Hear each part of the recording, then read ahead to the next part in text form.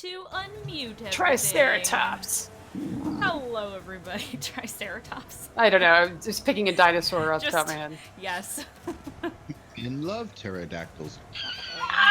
Move a camera. I fixed this right before we went live. Why did it change? I'm so sorry, chat. Hello, everybody. Happy Friday. It's a floating Vola. It's a floating Vola. Happy Floating Friday, Vola. everybody. It Happy is Friday. D&D time. Time for Tomb of Annihilation. I know, yeah.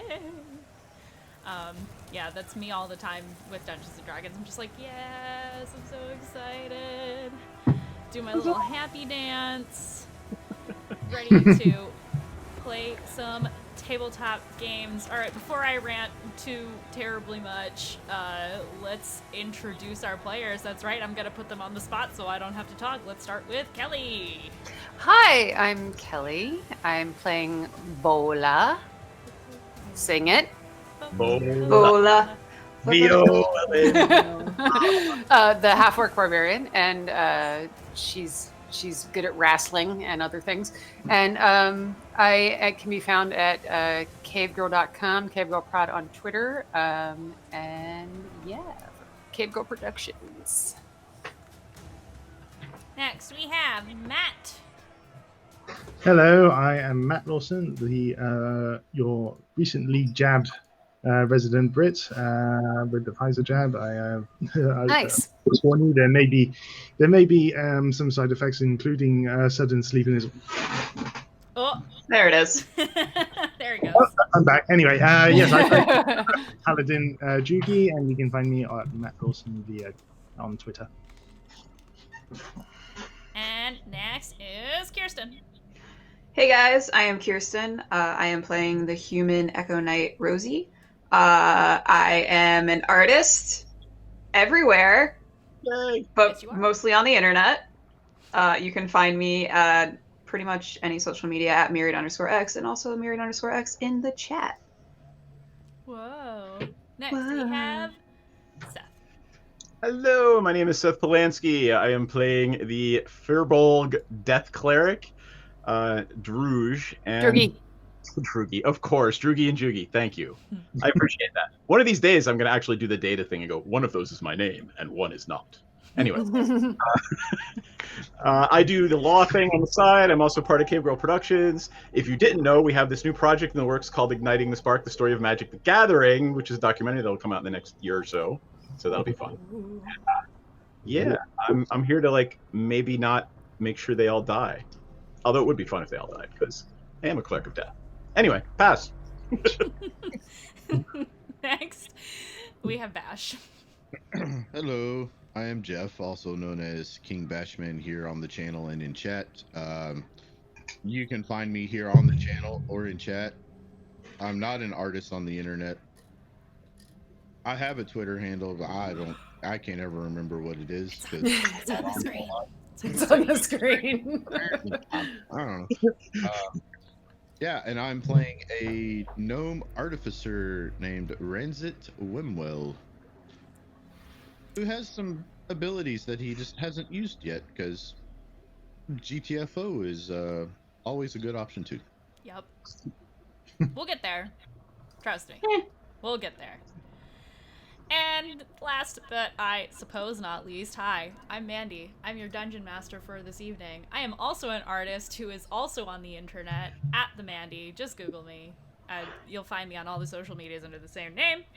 And been DMing for, I don't know, 4 years now? I think? Something like that. This was my first streamed game, so very excited. Love it. Love the adventure. And Matt, do you have a recap for us this week? Yeah, Okay. Excellent. Let's move on to the recap. I'm hoping I'll stay awake during it, but we'll see. Previously on Praetor's Rejects, Tomb of Annihilation. After a tense meeting with their sponsor, Sindra Sylvain, regarding the death curse and their extracurricular activities, our heroes Vola, Rosie, Ranzet, Jugee, and Druge are now seeking a guide to help them in their travels through the undead-infested jungles of the island of Chult. However, Before they can start, they have a discussion at the Thundering Lizard with the man that Ranzet ran into, who had previously told them to go east of Mumbala, and then collapsed with memory loss. During their chat, he tells them about a couple of other places within Chult, including Camp Vengeance, where the Order of the Gauntlet reside. After an evening where Vola isn't able to boost her ego with a song dedicated to her name, they start to go out to find their guide, deciding to initially settle on a druid, Kawasha, whom they meet alongside his veggie pygmy companion Kapalue after a lengthy side escapade involving donuts obtained from the nearby bakers owned by Nana Toppins. Discussing their intentions to hire the druid to guide them through Chult, they realize that they must not only acquire a guide, but also the supplies and tools necessary to travel in the jungle, including possibly a canoe for river travel to help speed up their journey. While Jugee's positive demeanor and desire to help destroy the undead, as well as their Verdun ability to be very persuasive, allows them to cut a deal with Kawasha to cut his daily fee, the party realizes that they are currently unable to afford the necessary supplies they need to survive the jungle trek, and must therefore go on those lovely activities known in the gaming community as side quests. During this discussion, Ranzet dashes off to the Crooked Paw in the Grand Bazaar to find a merchant friend of his, Will, to negotiate a deal with him to obtain canoes and rations. While successful in obtaining credit to gain said rations, he is unable to obtain the canoes due to their sale being restricted by the merchant prince Ekin Afar. And he also states to Ranzet that the party will need other items such as insect repellent and grain catchers to survive in the jungle. However, he does mention to Ranzet a possible gold-making job involving the Zentarim, where they need assistance infiltrating Fort Beluaran, a permanent stronghold in Chult owned by the Flaming Fist. The party are initially hesitant of taking this job, due to their tense encounter with the few Zentarim earlier in their adventure back in the Thundering Lizard. Leaving the hire of Kawasha on hold while they attempt to acquire the necessary funds to start their journey through Chult, the party later finds out through the local message boards that they can make good money at the docks, doing favors for sailors. They go to the office of the Half-Dragon Harbour Master Zindar, who gives them the opportunity to hunt nearby pirates plaguing the Bay of Chult. In the middle of discussing the quest, Vola lets her desire to hit things get the best of her, and she leaves with Jugee and Druge to go to the Grand Colosseum, an arena where they can participate in gladiatorial games. After the discussion with the Harbour Master, Rosie and Ranzet, attempting to find a ship to help them hunt the pirates, come across an armed merchant ship belonging to Camilla, the somewhat attractive captain of the Mantis. And Rosie and Ranzet offer them some of the reward for the pirate hunt if they are able to use her ship. Agreeing on 30% of the reward to Camilla, Rosie and Ranzet leave, the former seemingly quite willing and providing particular favors to that particular sailor. Vola and Jugee enter a qualifying match at the Colosseum, and while Jugee is immediately taken out of the fight before they get a chance to spin their halberd, Vola goes on a rampage and takes out every other combatant, causing the crowd to chant her name as a potential champion. However, Vola feels she still wasn't good enough despite winning, even after a pep talk from Druge and the deflated but still positive Jugee.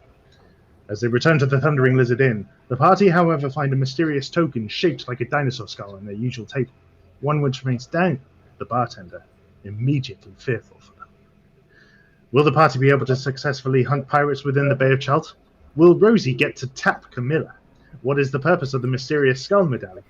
How many more discussions are they going to make before they finally get around to starting their quest for the Soulmonger? And just what the heck is Jugee's full name? Find out in this week's episode of Rejects 2 of Annihilation. I already know the answer to one of those. Jesus. I think I know the answer to at least one of them. I know, yep, I know the answers to some of them.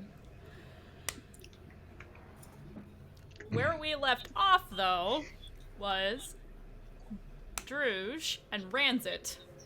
So let's just pick up right where we left off. Druge and Ranzet, you both ventured off into the night to meet up with Will at the Crooked Paw to determine what this iron token is that you have acquired. We'll say it's maybe just around dinner time. Okay. And you easily make your ways through the city, unless you have any stops you want to make on the way to the Grand Bazaar. I don't imagine you do. You make your way there and find yourselves at the Grand Bazaar and subsequently at the Crooked Paw, where Will is getting ready to lock up for the night. Will, we meet again. Oh, what? Oh, Ranzet, good to see you again. Likewise. Mind if we step inside for a moment? He kind of knowingly is just like, yeah, come on in. And he'll motion for the two of you to enter the shop, and he'll close down like whatever door mechanism he has on his shop. And he sits on his desk, and what can I help you with? We were at the we returned to the Thundering Lizard, and kind of look around to make sure there's no... This was laying on our table waiting for us, and I put the whatever it is down. So you put the iron token down, and he just picks it up, looks at it. Who'd you piss off? I don't know. I'm a little known person. All that, not anything. Interesting. Well, what do you mean? Why would you ask that question? Is the significance of this we angered someone? you are a target, my friend, and he puts the token down. I am 7 feet tall. Well, probably aimed at your whole group. Where did you find it, or how did you get it, actually? That'll help me, tell me how you got it. We ventured into the Thundering Lizard, and it was just sitting on our table when we arrived. So it was meant for you, then. It would seem that way.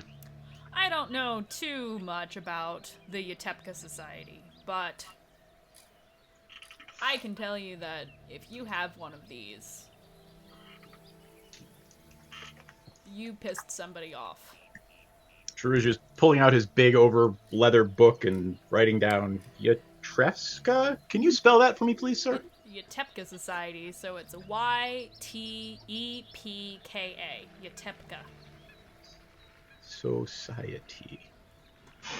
It just has to use his TPK. Yeah. Funny how things. Yeah, I noticed that too. What a coinky dink, everybody. That's interesting. Druge, but we haven't really had a chance to piss anybody off yet since we arrived. I have found that people outside of my monastery like to hold grudges, and they like to pick fights for some reason. You're not wrong. Listening to your chit chat, will say, "Well, wish I could help you, but I don't know anybody who works for them. They're very secretive." No, that's perfectly fine. The barkeep wouldn't talk or say anything about it after we found this, but at least now we have some information to look into. We'll leave you to close up and carry on about your day. Thank you again for your... But wait, before you close up, is this a general store? You sell general items? I do. I will knock on my breastplate. I would suspect it would be very difficult to swim in this. Do you have something a little lighter?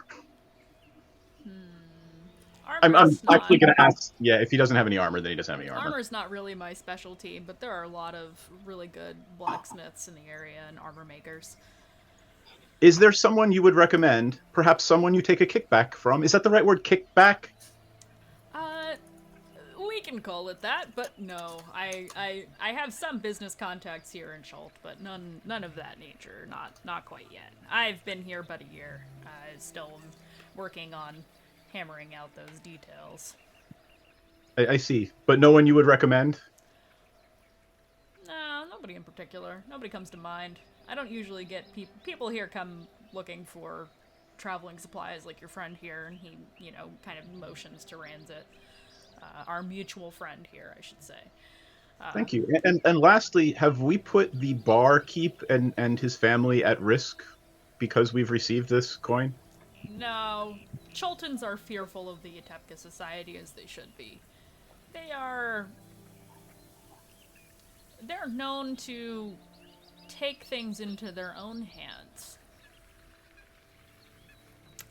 What Which does is to that mean? say, if, well, It means they act outside the confines of established law and take care of matters themselves. they're what do we say, Chultan loyalists. They value Chultan society very highly. Oh, are they racists? I wouldn't say that. I would say that the Chultan people, especially in Port Nyanzaru, have worked very hard to maintain the structure of their society. And if that structure is disrupted, they will take action. Ah, so racists. Okay. No, no, it's not about that. It's more about keeping the peace, or their definition of it. Okay, thank you. I will take this information and ponder it. Ranzet, thank you for introducing me. Are we friends now? Don't even know your name, but Hello. I'm Druge.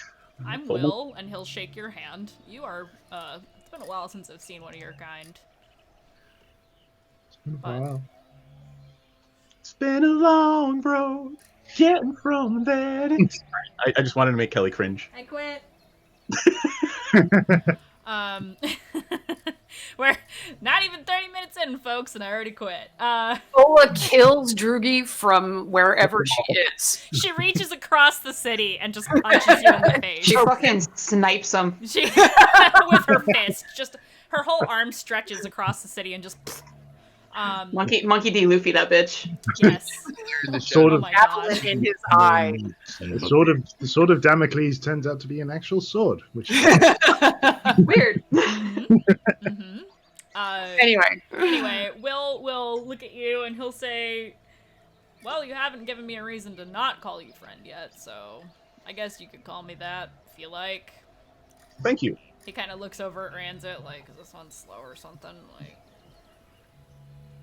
He just recently left his monastery to explore the world. ah, I see. The word everyone's been using is, what is it? Naive? Naive, yes, that's the word. That sounds about right. Well, at least you have sensible friends, and he kind of looks to Ranzet. At least you have somebody sensible to keep you on track then, if this is your first time out in a society beyond the one you're used to. Chult is an unforgiving place. Don't be so quick to trust or make friends. That's sad. It is, isn't it? It is sad. Ranzet, is there anything else we need for a trip on a boat? Is that the right word? Sloop? Charger? What's sloop? Sloop. Yep. Oh, you're talking about the big boat from the pier, from the port. Yes. I'm not 100% sure. I'm not a sailor myself, but You did not ask Camilla if you needed anything, but you also haven't told her that you are definitely taking her up on her offer. Yeah. So you don't have Well, those we details can come yet. back if we need more. well, that I'll be conversation here. is real uncomfortable and awkward real quick for weird reasons, and Rand's just like, I don't want to talk to that scary lady. And For reasons. for reasons. Reasons. Uh-huh. Definitely. Huh. So Will bid you good night and gets back to locking up his shop. We will kind of pocket the coin, medallion, emblem, whatever it was that it was. Yeah, Whatever it it's- is, I'm sure it's- it seems much larger in my hands than, Druge's hands. Yes. Is it worth anything? It's made of iron, so maybe. Maybe a couple of coins at most, but Yeah.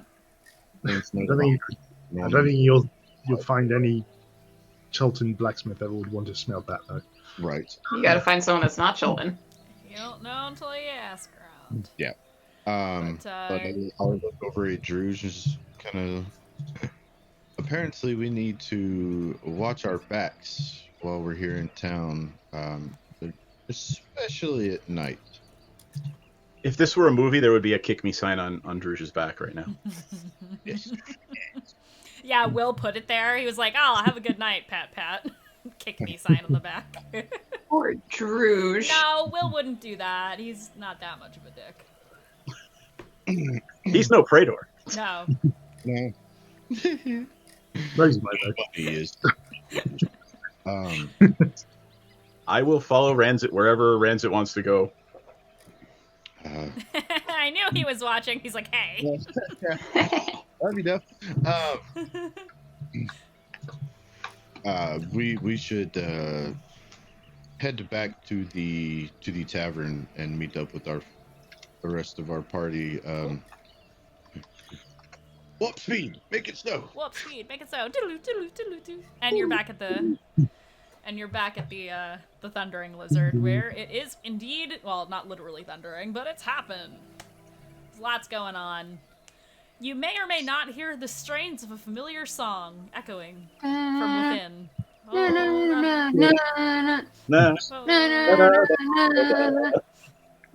I'm gonna say you walk inside and you see. I'm gonna say, Vola, you're probably in your cups at this point. It's been a little while. Yeah. Yeah. It's been a while.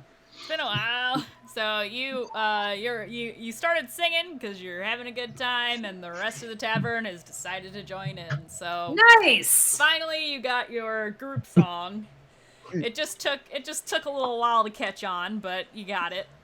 It's all right. Best things always take time. Well, now when you walk around in the tavern, people recognize you because they saw you win at the Coliseum. What's up? Not everybody, but a lot of people. She's a celebrity now. A little bit. I am an influencer. Oh, Thank you very much. Oh God. You're gonna post on the Iron Gram instead of Instagram. Iron Gram. Iron I Graham. don't know. I'm just making shit up at this point. Oh boy. So Mace. yeah, It's Macebook. what are Facebook? Oh no, I need more drink. So good. That's the first time anybody's ever made that joke, I'm sure. I'm too sober for this game. I know. I am too, actually. I put way too much bourbon in this drink, and I apologize in advance. Chug it. No, please. I just have. Just wait till Too much bourbon. just wait till Vola's games get streamed on Twitch. On which? All right, guys. I think it's been really nice being a part of this group for the past 3 sessions, but I think I'm gonna head out. Okay, I'm gonna head out. it was nice knowing you. It's a good time. You're not I am working my way around the room, and I'm going up to people half drunk. I assume I don't think I'm falling over drunk probably at this point, but I'm happy drunk, right? Mm-hmm. So I'm going up to people around the room and going, "Do you know who I am? Do you know who I am?" You can subscribe to her on Witch Prime. You walk up to Jugee and you're like, "Do you know who I am?" No, I'm just kidding. You I'm just, somewhat of a big deal. And I'm flexing my muscles, like I'm like, Roll to see if you recognize your party members. "Oh, okay." roll to see. What is that? An intelligence check? I don't know what that is. What is that? It looks like it's already gone to her head. Oh boy. Well, I'm overcompensating for my, for not thinking I was doing so well. So now when I'm drunk, I go the ego route, I assume, right? So, Sounds great. yeah, overcompensating. I mean, it makes sense. I usually don't know when I'm drunk, so yeah.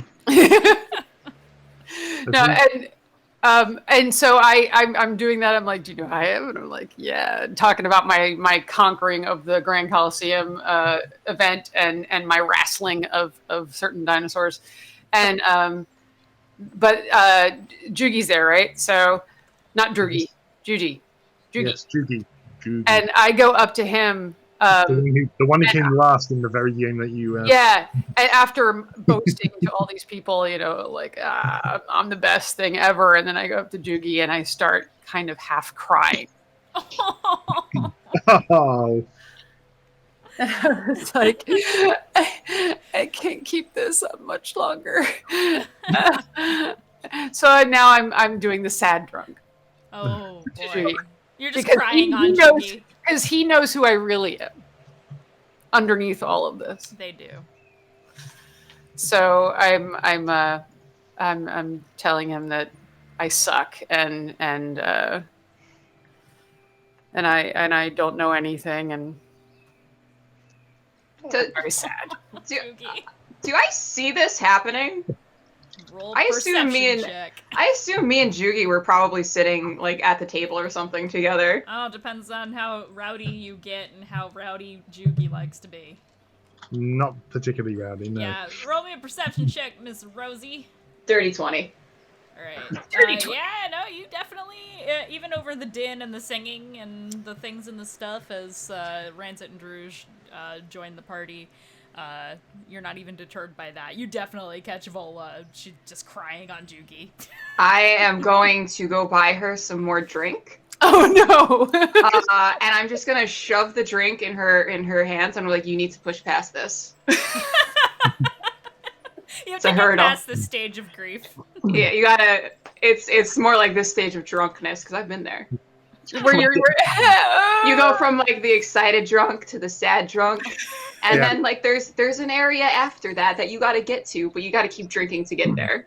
Yeah. Meanwhile, Jugee's basically saying, "Don't worry, this is just a hardship that you're going through, and hardships are challenges that you just got to push through." So, He's so inspiring. so yeah, take Rosie advice, push through You're with so inspiring. This is inspiring. Does Jugee even drink? it. He drinks. I mean, he's not exactly a teetotal, Right. vow of sobriety or anything like that. Right. So. So you're all sitting down at your table. You all I'm have thinking with my drinks. tears. Did anybody give Druge rum? That's Quick, what I quick. really want to know. That's the important question of the evening. I had is- rum last time and I liked it, but unbeknownst to everyone else, I kind of dumped the last little bit of it out behind the bar. That's Quick waste. question, by the way. Yes. Jugee actually got hit during that match, so he would have bled a bit, wouldn't he? So there is a bit of a black stain on his attire. Yeah, probably a little bit. Yeah. Can you prestidigitate it away or no? I don't have that cantrip. No. Oh, okay. I always forget about the blood thing. Yeah, you got a little bit of a blood stain on the clothes. Yeah. But it's black. It's basically ink black. It's not. Mm-hmm. It's not red. It looks like ink. It doesn't look like blood. Are Ranzet and Druge actually back to see this? Yeah. Okay. Yeah, you guys are back. My question was also though, like who gave Druge alcohol tonight? That's what I really want to know. Did we give Druge alcohol? I'll do it. How much? I'll do it. All the alcohol. I'll do it. All the alcohol. Ooh, what is Druge trying this evening? What does Druge? What? How about we give Druge some like? Oh, wait. He actually gets a little bit excited. I saw something with an umbrella in it. A little. What is the purpose of the little paper umbrella? You want a Mai Tai? What's a Mai Tai? Rosie, cook 'em up. Well, usually my tie goes around my neck, but I don't know where you put yours. Oh, shut up, you! Is this really the sort of establishment that would sell? We're in the tropics, right? Yes. You are in a tropical climate. If not a Mai Tai, then at least a Malibu Bay Breeze. Just go with it, man. Sex on the beach. I'm gonna go up to Dango and ask him if he sells Mai Tais. He's just Do you have a like, glass of- I don't know do you what have a those glass of words chips? mean. No, he totally knows what a Mai Tai is. Just because it's fantasy. He's like, yeah. Do you want one? Yeah, can you also put? Do you have like little umbrellas and like maybe like some like cherries to put in it as well? I want to give Druge the entire experience. He's about to open his mouth to say something, and Sarah's like, we have them! I made some! They're behind the bar! In a little box! I love Sarah. Is there little plastic pirate swords that you can stick through the cherry? Yeah. They don't have plastic, I guess. No. That's a step 2. How about a real pirate sword that you put through the cherry? Just an entire dagger into the drink. Just a dagger, just... no, do you think like a little toothpick sort of thing? I'm just gonna pretend they're a thing. Toothpicks are a thing. Little toothpick. So he makes you up. Jesus Christ! He makes you up a Mai Tai. You're the one who took us back to the bar. You're sleeping there. It's nighttime. I'm not sleeping. Clearly not. When is the Pirates of the Caribbean style bar fight going to happen? That's what I'm wondering. That depends Don't give me on, ideas. I already have ideas, so if that's what you want. All you have to do is throw punches. What was I gonna say? You got me. I don't know. Fucking off track. He makes you the drink. That's sad. Makes you the drink. Message got I held know. because of that moment. I saw it. I fixed it. He makes you the Mai Tai. He's got cherries and a little fantasy version of a toothpick. It's probably not as clean looking as a toothpick. It's like a little. I don't think Druge minds. Just boop. And a beautiful little teeny tiny parasol. It doesn't look like the kind you get for realsies, but it looks like pink. a little handmade. It's definitely pink. All of them are pink. There's no other color in the box. So yeah. And when Sarah sees you pick up the drink, she's just like, Wait, and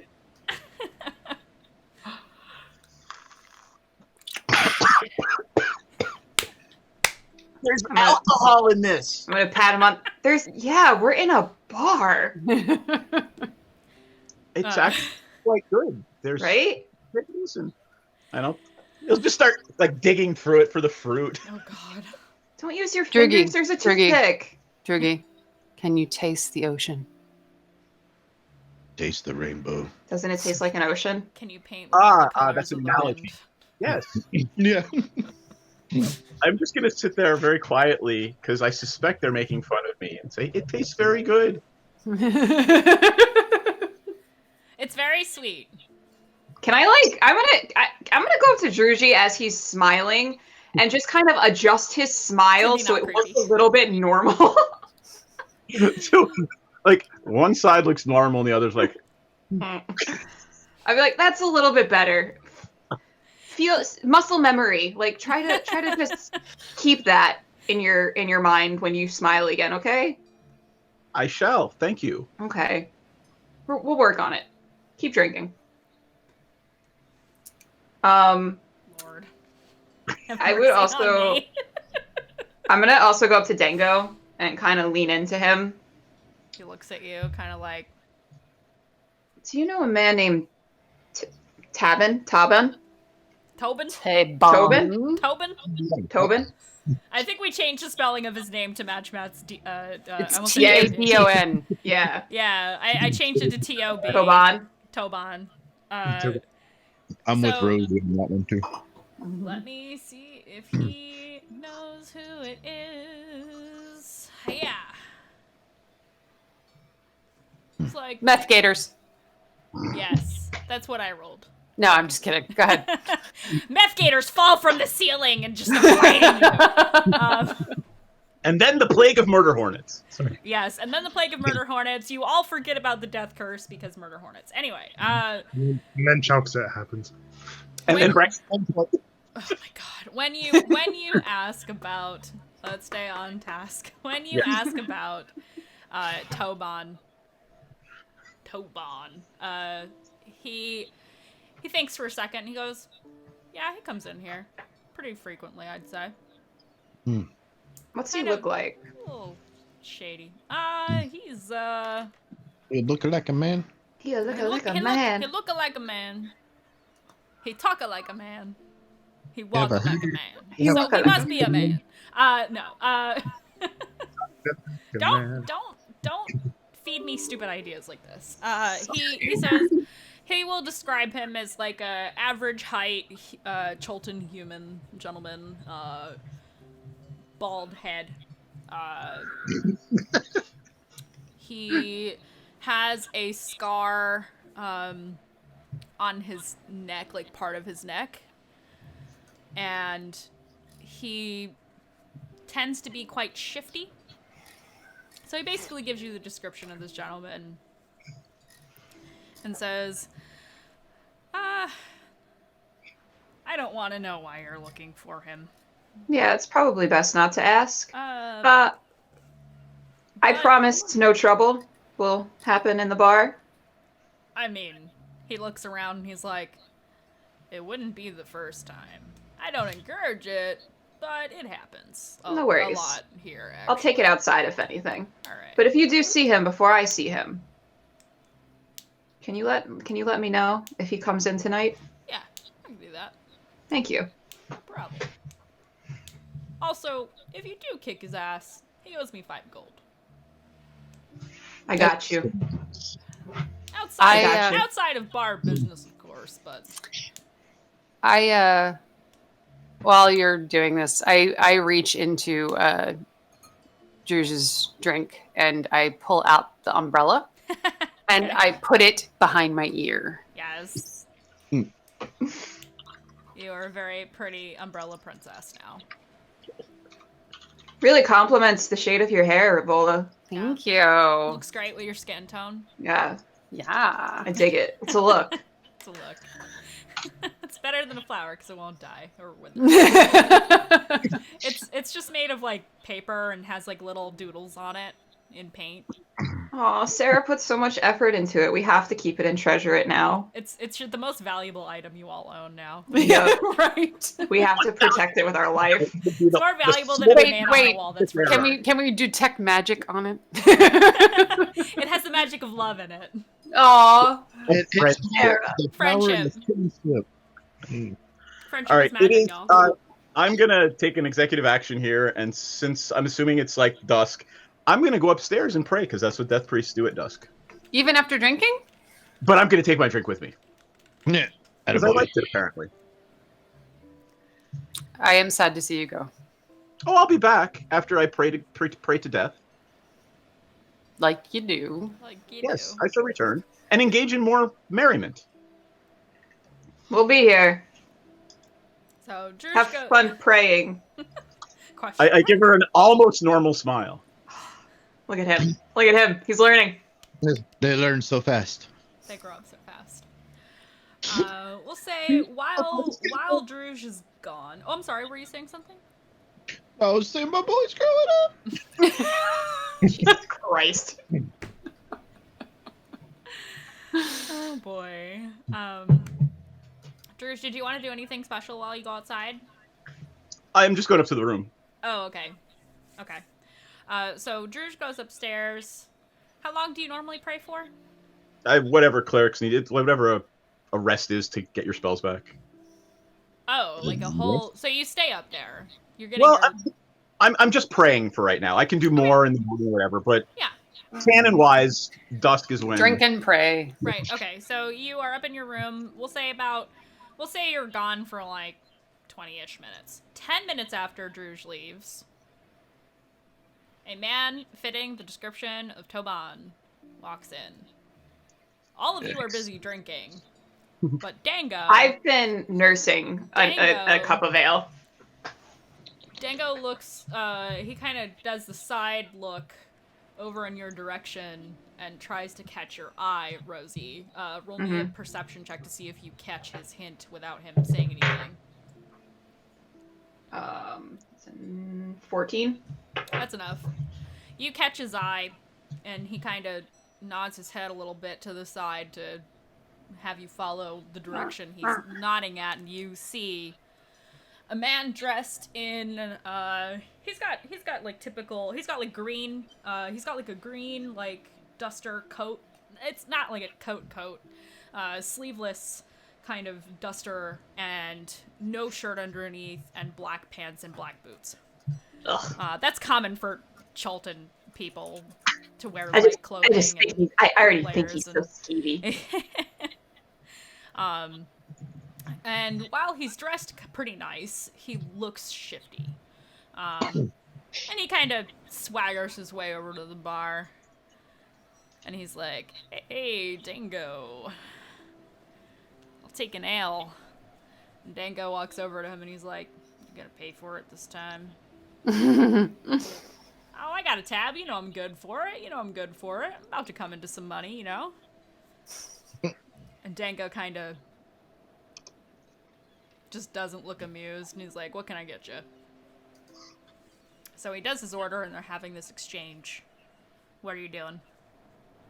I'm going to kind of elbow Ranzet and gesture over to Toban. Mm-hmm. Oh, it's go time?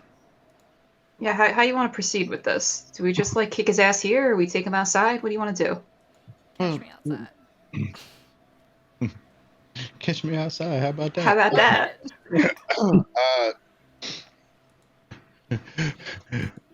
that? Well, hey,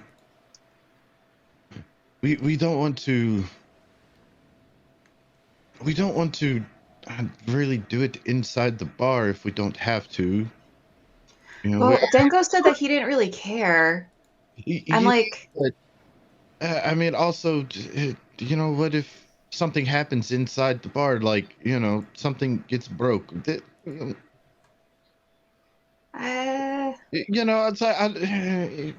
like an alleyway that we could take him into. There's plenty of alleyways around. Mm-hmm. I mean, inside the bar should be, like a last resort type of effort. It's always on the table as an option, but it should be towards the last of our options. I'm going to get up and I'm going to go to Sarah. Okay. Hey Sarah, is there like a back entry into like an alleyway through this building? She kind of leans in conspiratorially because like something's clearly happening, and she's like, "Well, there is. I don't think Dad would mind."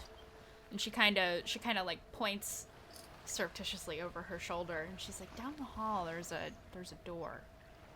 At the end of the hall, just at the end, that goes out into the alleyway. That's where, trash goes and stuff like that. Would that work?" Yeah. What are you doing? Can you tell me what you're doing? Do you want to help me out a little bit? Yes. So, in about 5 minutes, I need you to go to Toban over there, and I'm going to point over to him, and say that there's someone who owed him money that wants to meet out in the back alleyway to go out to the back. Okay. And you can lead him out there. I can do that. Sure. All right, in about 5 minutes, okay? 5 minutes? Okay. Yeah. All right. We got this. And she she tries to do like the fist bump thing with you. Oh, I'm gonna do a little fist bump, then I'm gonna like blow it up for her because I love her so much. Whoa, I've never seen somebody do that before. Right? It's fun, right?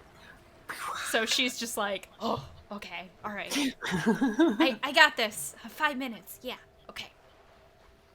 When you leave to go prepare, you hear her go, okay, five minutes. And I tell him somebody owes him money. Okay, all right.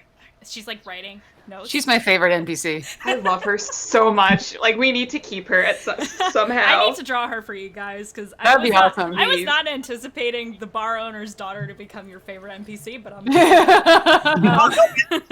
She's Arya Stark. That's like literally we've written Arya Stark into the game. I don't know about that. She's not very That's creepy. a little far from Arya Stark. But... Yeah. Rosie's gonna teach you the way. Oh, I'm going. The girl has no face. I don't think casting means keep her as in bring her to the jungle with us. No, just at a later date. I'm gonna indoctrinate her. Oh god. Oh no. But, I mean, she's technically already of age. Yeah. But Kidding. That's it. like to go out adventuring and do her own thing. I could cast a ceremony for that. Don't be creepy Oh, about no. it. Shit. Okay, so I'm going to grab Ranzet, and we're gonna go out the front door. Okay. And then go towards the back Oh alley. yeah, it's easy. Where the door is. Mm-hmm. You're familiar enough with the immediate area of the tavern that you know exactly where you're going.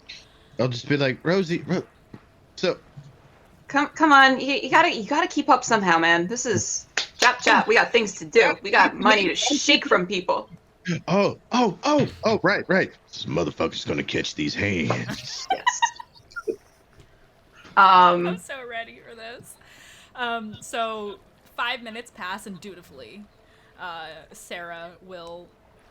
Well, actually, while that's happening, Vola and Jugee, you see Sarah walk into the bar, and she gives her dad a little smile, and then she walks up to Toban, and she, kind of, like, quietly, like,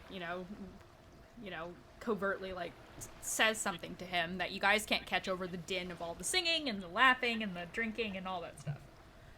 Vola. And he leaves with her.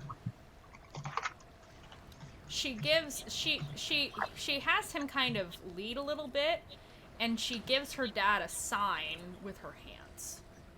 And he nods. You both see this. Druge, you don't see anything because you're upstairs praying. This is all happening kind of simultaneously. I see this happening, and even in my drunken state, I'm going to ask, do I think that this is something I should be concerned about? Roll me insight.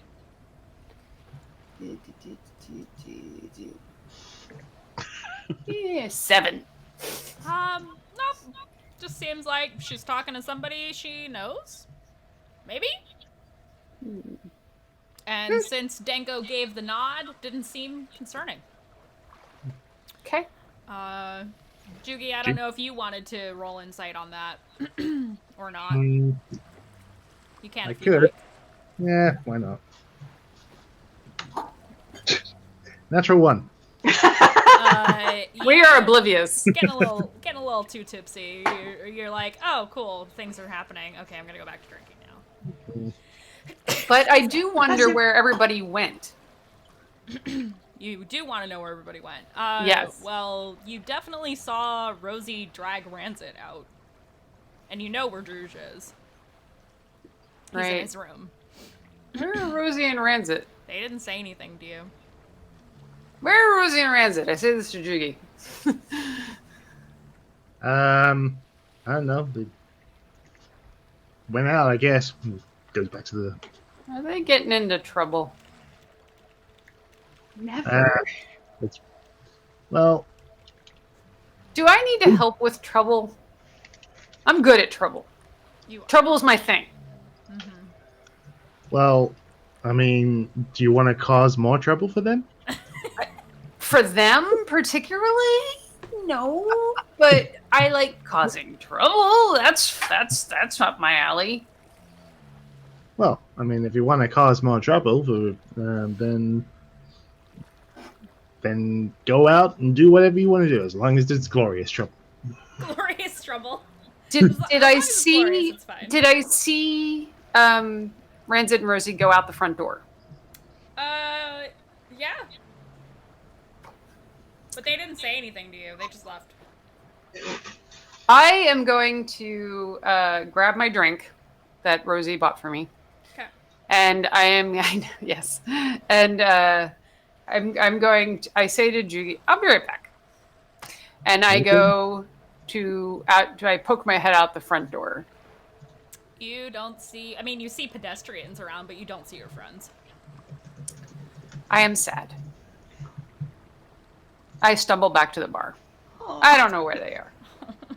She got left out of the shakedown. She Meanwhile, did the bare minimum to look for us and was like, oh. She tried, yeah. Well, I am a little drunk. Yeah. I've done that before. Good roleplay. Good roleplay. It's like, what, dude? Okay, I'm going back. That's so good. So, while all that is happening, he's so Susan. peaceful. I can't even be mad. He's just so good. Very cute. Oh my god, he's so cute. Meanwhile, Sarah steps into the alleyway and kind of opens the door, steps into the alleyway, looks at the two of you. Toban, I keep wanting to call him not that. Toban steps out, looking rather expectant, and then Sarah quickly darts inside and closes the door. As soon as Sarah closes the door, I have my sword ready. I'm taking my sword with the little half circle cut out, and I am fucking whacking him to pin him to the wall by the neck. I love this. I love this. Do I want to call it a grapple? Let's.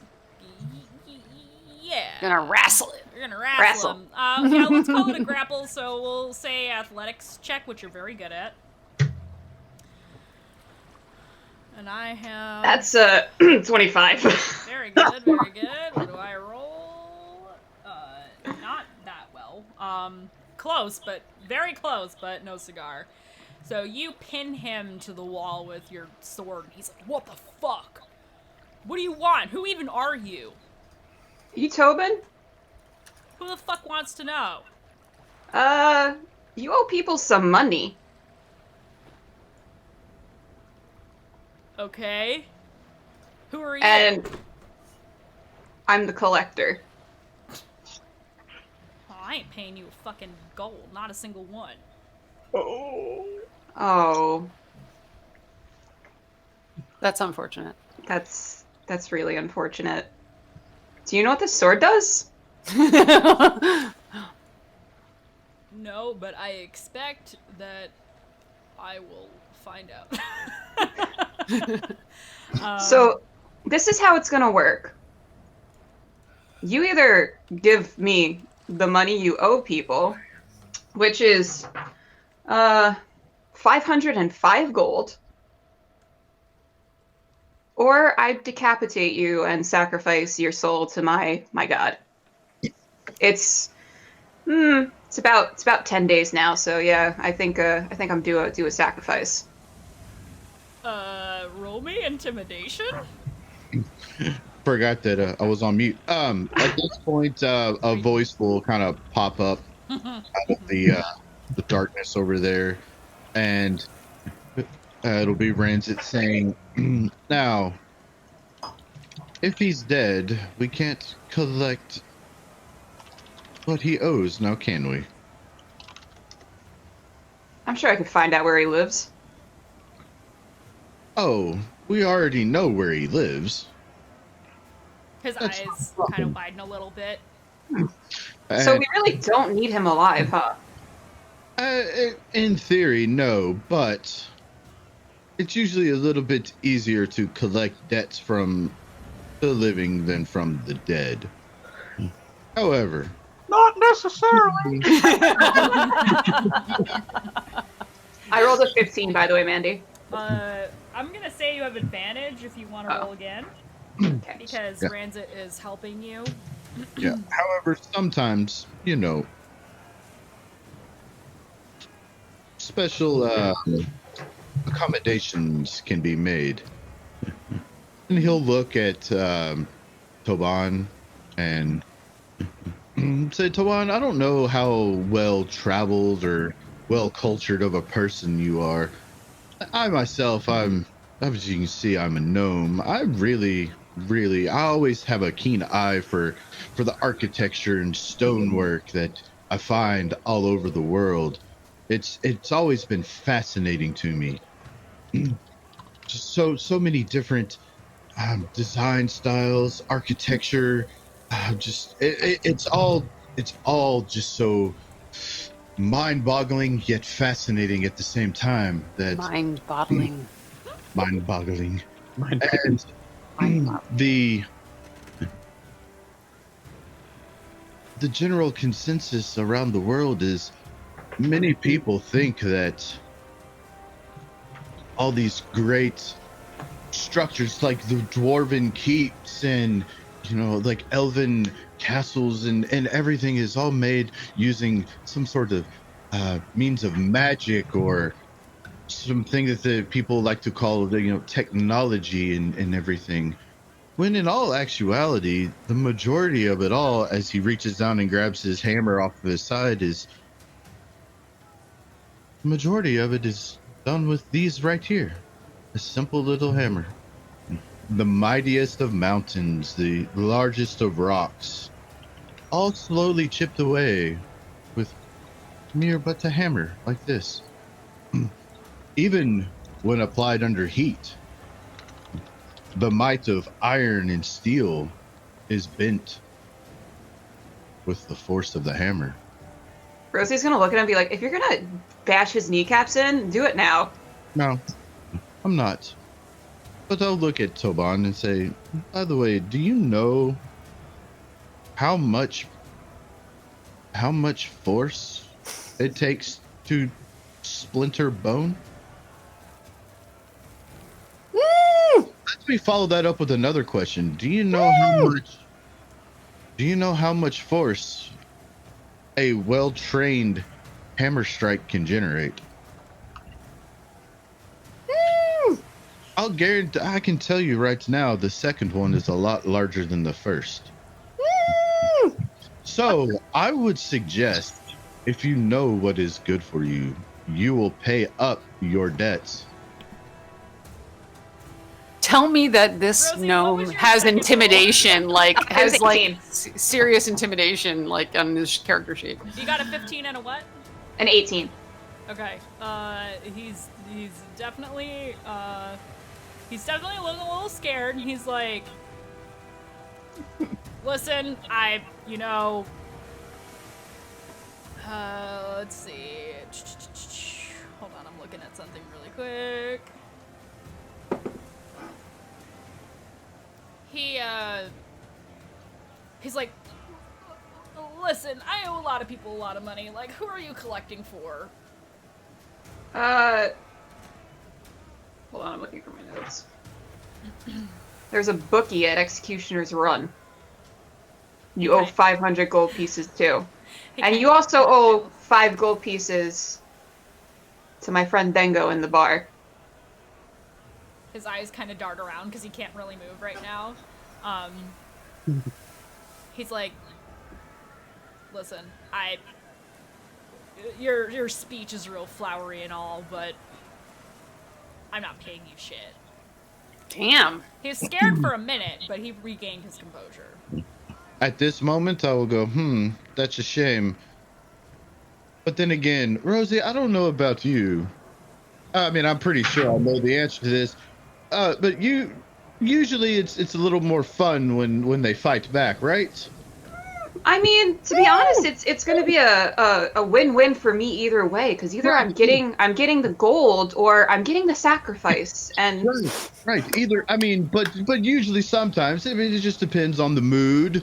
It's more fun to when they fight back, right? I personally prefer the mind games. Like, I like to watch all hope wash out from their face, and it's fear, and I turn and I cast Hold Person on them. Oh shit! What do I Cast roll? what? Hold person. What do I roll for that? What does hold person do? They can't. old person. They can't move. Yeah, it paralyzes them. Hold Person is. Hold on, let me find it. Wisdom saving throw, I believe. Yeah, it's Wisdom save and. Damn it! Hold on.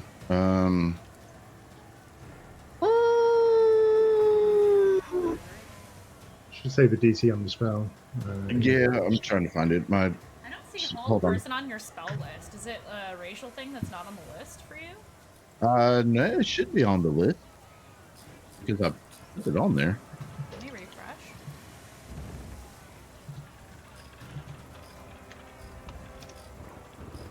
Because I had changed it out, but anyway, hold on.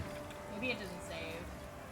Yeah, I probably didn't save. I was having issues with it changing stuff. That's fine. Let me just look at the stats real quick. Hold person. Target must succeed on a wisdom saving throw or be paralyzed for the duration. What's the DC though? What's your spell DC? 16. Okay. I will roll wisdom for him. He rolled a 3. Never is not. No, he is not. So he's just stuck.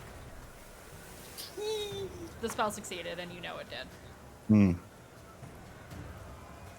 Oh no, Rosie, look. Oh no. Shame. He can't talk either, right? He's like completely frozen. Pretty sure. It's really up to you. Oh yeah, he's paralyzed.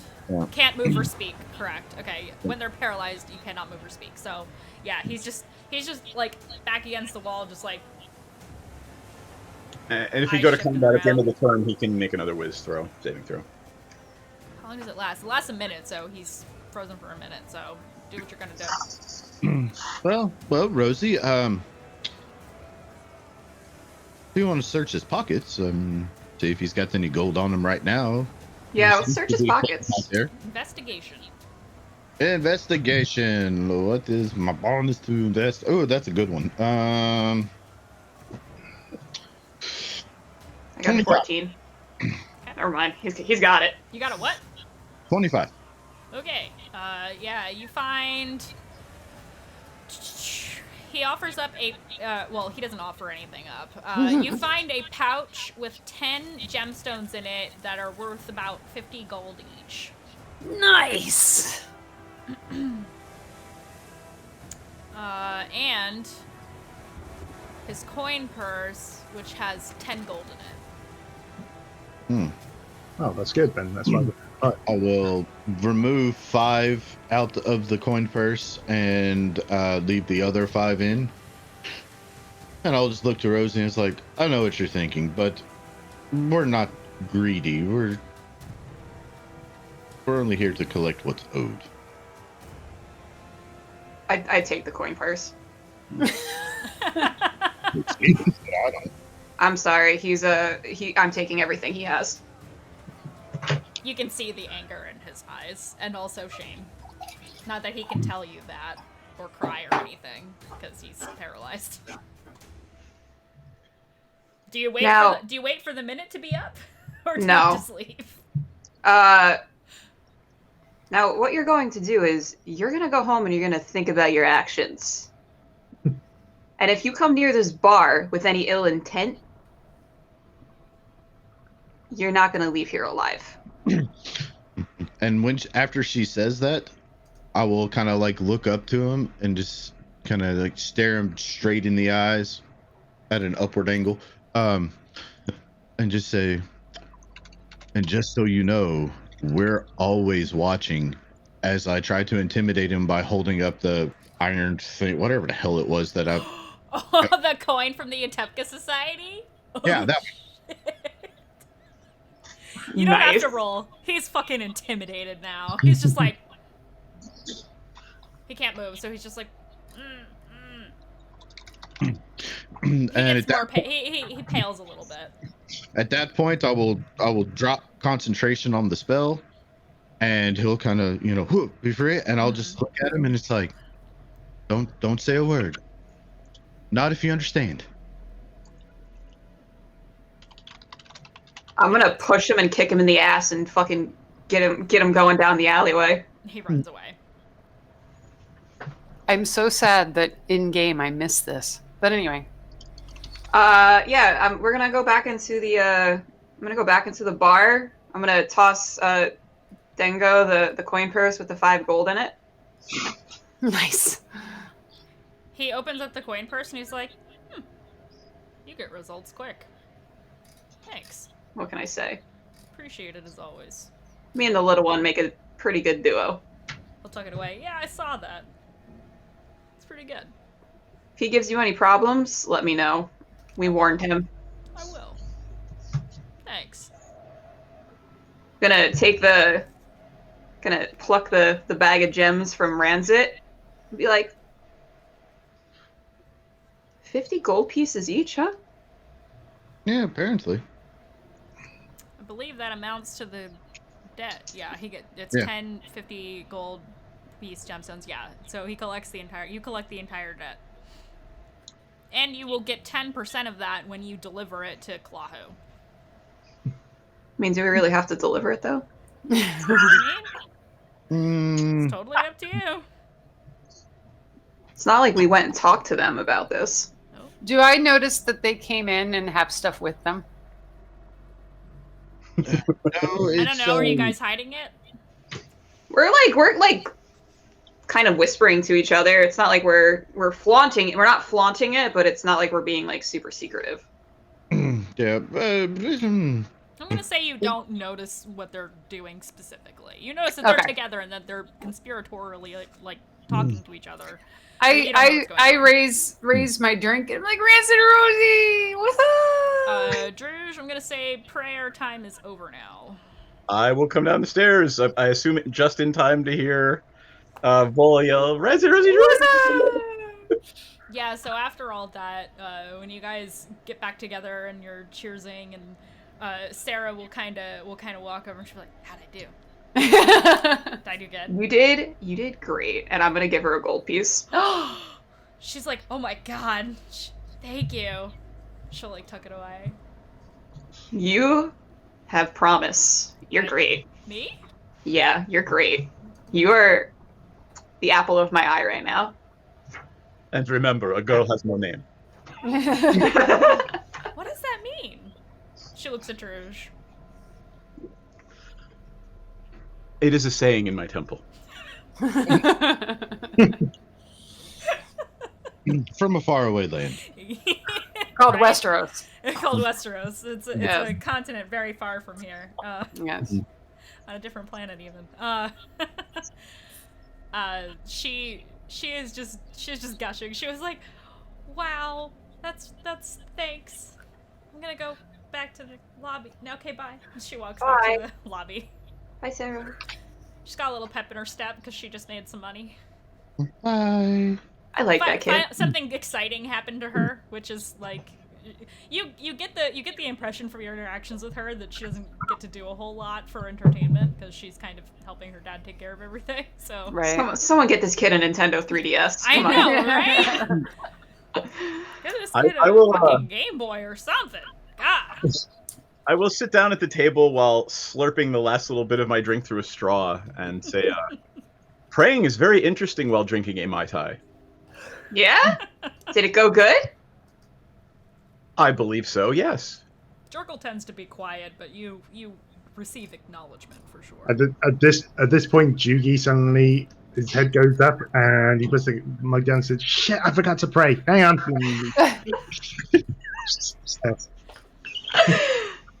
Sarah waves at Jugee as they run upstairs.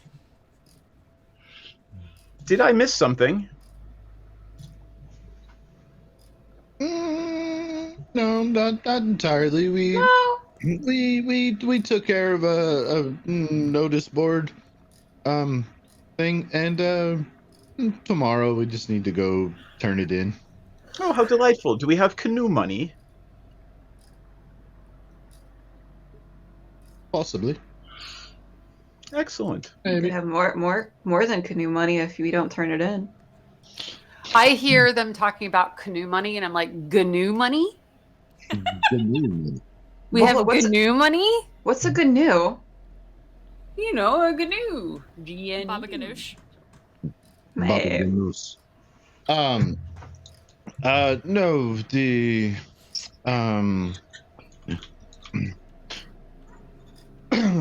Rosie, I see where you're coming from, and not most times I would absolutely agree with you. However, being a former merchant myself, I can tell you we're not going to get the full value out of selling them. And Well, also, apparently, having this secret society having us targeted. Right now, I believe having more allies on our side is more valuable than a possible 400 extra gold. I'm going to reach into the pouch and take out 2 gemstones and then toss Ranzet the pouch with the 8 in them.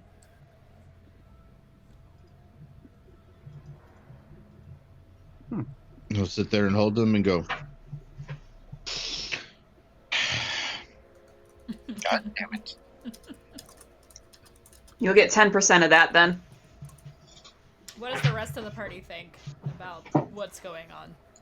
Rosie, this appears to be greed. Is there is there another reason for this? Am I seeing greed? Ooh, interesting. No, we need money. Okay, but should we not fulfill our obligations? They never said they expected 500 gold. They said that there was 500 gold to be collected, but we would get whatever percentage of the amount we collected. Oh, so we're going to lie to our employer. I see. They're not really our employer. We're doing them a favor, really. Okay. They could get nothing. I don't have an opinion one way or the other. I've never worked for someone. But we need money, and if we give them all of 10 gemstones, we're going to get barely a fraction of it. I will rely on your experience in the world. This is great. I'm gonna adjust his face again. How tall is Rosie again? Huh? How tall is Rosie again? She's like 5'7", 5'8". So she has to reach up to. Yeah, she has to like get up on the bench. Like you guys are in like one of those bench tables. She gets up on the bench to adjust. Reaches across the table. All right, and I'll give him a little pat on the cheek. That's better. Thank you, friends.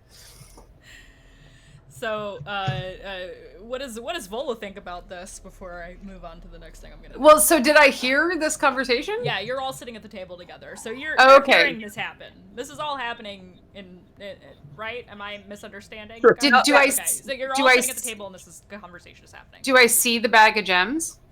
Yeah. I'm like, show me the pretties. Because she's been drinking. Show me the pretties. I want to see the pretties. Do you show Vola the pretties? I will open the pouch, kind of, and just kind of like hold it and just be like, like I'm a cat. What the hell? like shaking them, and then kind of two have mysteriously disappeared out of the bag already. I don't need more to just magic. Rosie's gonna take a drink and be like, I don't know where they went. I want a pretty to go with my umbrella. Can I have a pretty? Unfortunately, they're not ours to do what we wish with, contrary to other people's thoughts. I mean, what? Okay, how many pretties did Rosie get? She got 2 pretties, so I could get 1 pretty.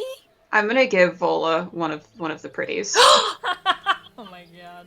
And can I say that it's a red one? I'm gonna give her a red one. Yeah, we'll say it's a red one. You have a pink one. She is a red one. Cool. Oh my god, I'm almost teary from how happy I am. And Vola just kind of sits. Are we at a bench or a table? It's like you're at a table, but it's got like the benches. Yeah. Booth table. So Vola pulls up her knees like this, and has the pretty.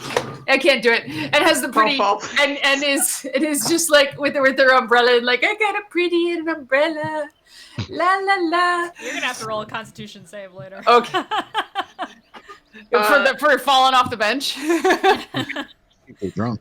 To see if I'm gonna look at Ranzet and be like, I'm a murderer, right? I murder people, and like my morals are all over the place. Like you think I'm gonna bat an eye at taking a few gems?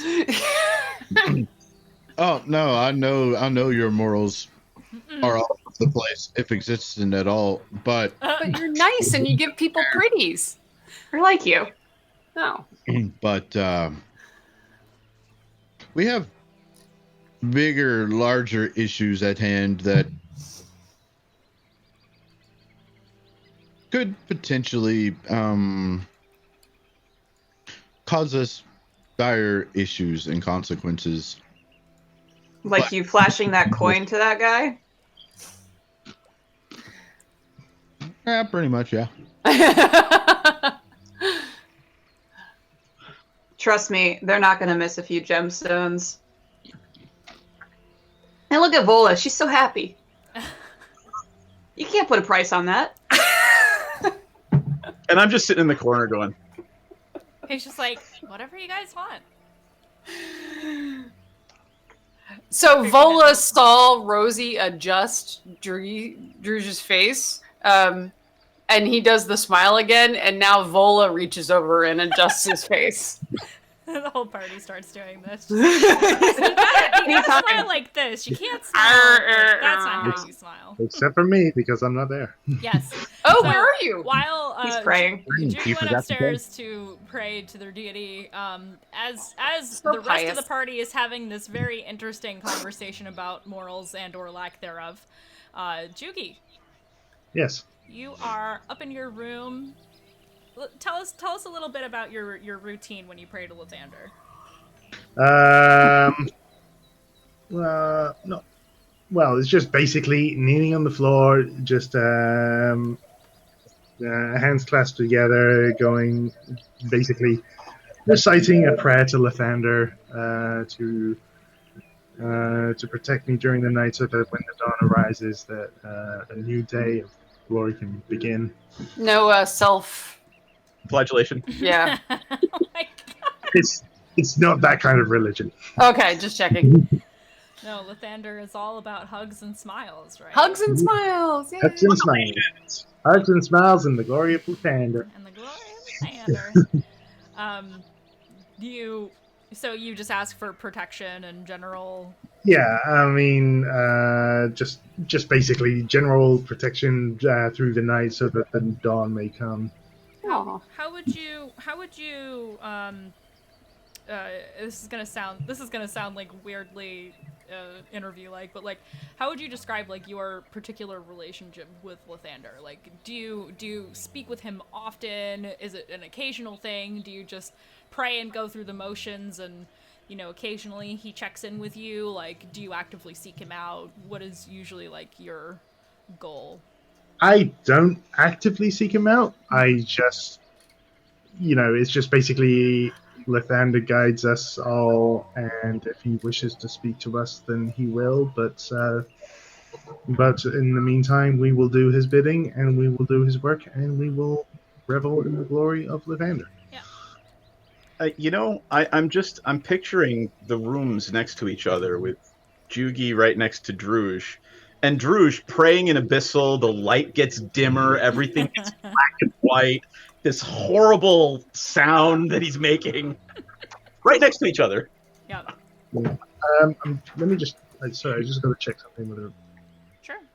I'm just trying to wonder which pack I took when I set up the equipment. I don't think I got the one with all the candles and everything there. I think you do. No, do You've got the incense, alms box. I have the vestments, the tinderbox. Yeah, so you have... I do have candles. Basically I have candles, and I will light them over the place to try to make it as bright as possible. Okay. So you go through the motions of lighting your incense, lighting the candles, setting out. I imagine you have like a little mat that you like kneel on, so you're not on the floor or on your bed or whatever. Yeah, sure. And you get all situated, and you kneel down, and as you pray for protection and to hope for the next dawn, a familiar feeling washes over you, and it is the presence of the Morning Lord. Ooh. And as you are meditating and praying, you can feel a lifting sensation. Kind of like, how sometimes when you dream, you feel like you're falling or you're floating, or like when you open up your eyes, it feels like you hit the bed and you're like, ooh, you just get that like weird feeling. It's like that, but in reverse. So you feel as though you're being lifted, but you can still feel your knees on the ground. And as you focus on this feeling, consciousness gives way to a beautiful field full of flowers. The sun is peeking over the mountains and casting, there are shadows in this place, but it's also casting light and, big, like, poofy golden clouds and the rays of sun kind of painting the sky, and it's really, really beautiful. Not unlike past interactions that you've had with Lathander. And he is actually standing before you in all of his golden glory. And you are kneeling in the grass several feet away from where he is standing. and he looks as though he is waiting for you. As soon as I see the image of the Morning Lord in front of me, I stand up and I walk towards Lathander with my arms outstretched in a sort of, holy, kind of like, a kind of holy, like, arms, palms facing forward, going, "Glorious Lathander, you come to me. How may I serve you, my great lord?" He will smile upon you, and you notice now that he's in typical regalia of like the kind of frescoes and things that you see of Lathander, and that he's dressed in all white, with like golden filigree and sunburst type designs to depict the importance of the dawn and the light and the sun and all those things. And he stands. He's very tall. He's probably about 7 or 8 feet tall. So you feel very small standing Wow. before this deity. And he says, "My child, you are the one source of my light in the darkness in this place." And and in your mind flashes images of Chult. He says, "Your faith in me has forever been unshaken. And now I place my faith in you.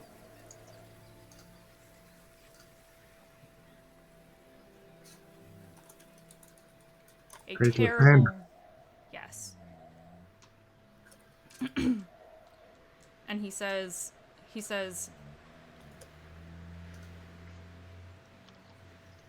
"There is a great darkness coming, and it will be the end of mortals if you do nothing to stop it. The darkness grows each and every day, and its reach affects all.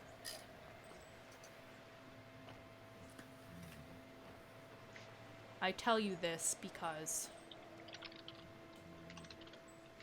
your time is short. You must destroy this abomination." Do you speak of the Soulmonger, my lord? I do. It must be destroyed by any means necessary. I will watch over you as best I can.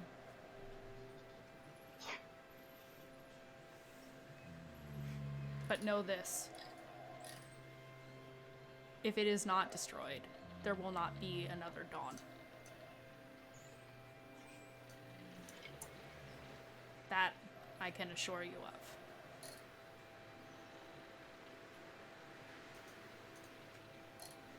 And he will reach down. His skin is like gold. Like, not actual gold, but like glowy. And he will reach down and touch the side of your face. Like a father figure might. Ooh, raid. Oh, raid! Dapulian Hello. 25, thank you for that raid with a party of 8. Welcome on in, everybody. We're playing some Tomb of Annihilation and having a moment. We're having a moment. We're having a moment. Having I'm having a moment. Our but paladin is that's- having a moment. Yes, the paladin's having a moment. I'm having a moment with some jewels and umbrellas. Yes, you That's beside are. the point. Equally important matters, yes. Yes. I'm apparently having a moment with a Mai Tai. And so, like I said, he reaches down and touches the side of your face, and he says, "Fear not the darkness. It may stand against all that I hold, but without darkness there can be no light. This darkness, however, and he shows you flashes of things you don't understand. They're not even images, it's more of like a feeling. So it's kind of hard to describe, but it feels like death.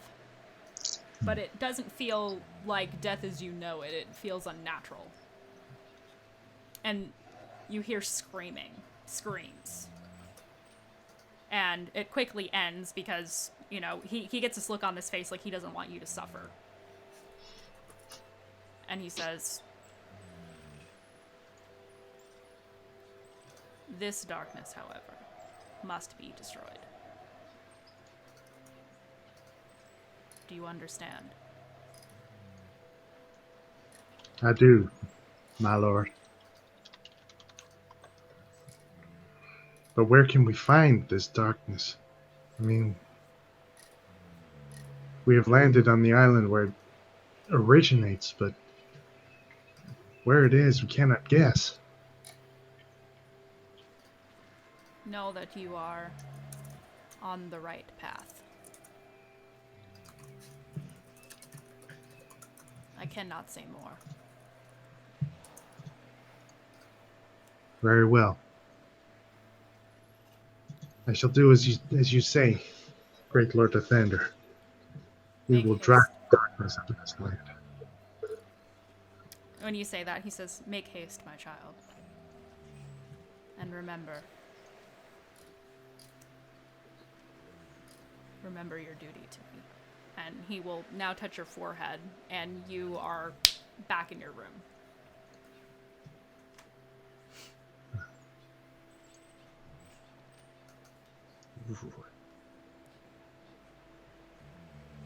Great Lord of Thunder.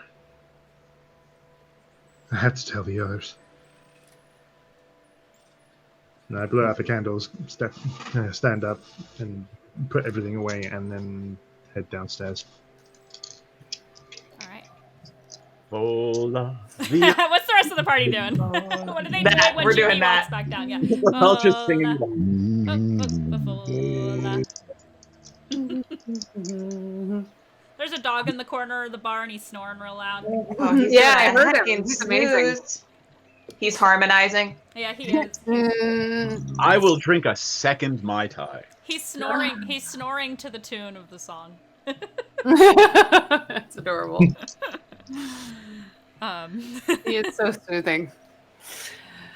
So, Jugee, you walk up, and everybody else is in full revelry mode, talking about jewels and turning in a thing and singing Vola, singing the Vola song. Vola. Somehow it never becomes old. It's Never? amazing. No, it's like a little earworm. It's so good. It never becomes Vola. Oh. Never becomes Volt.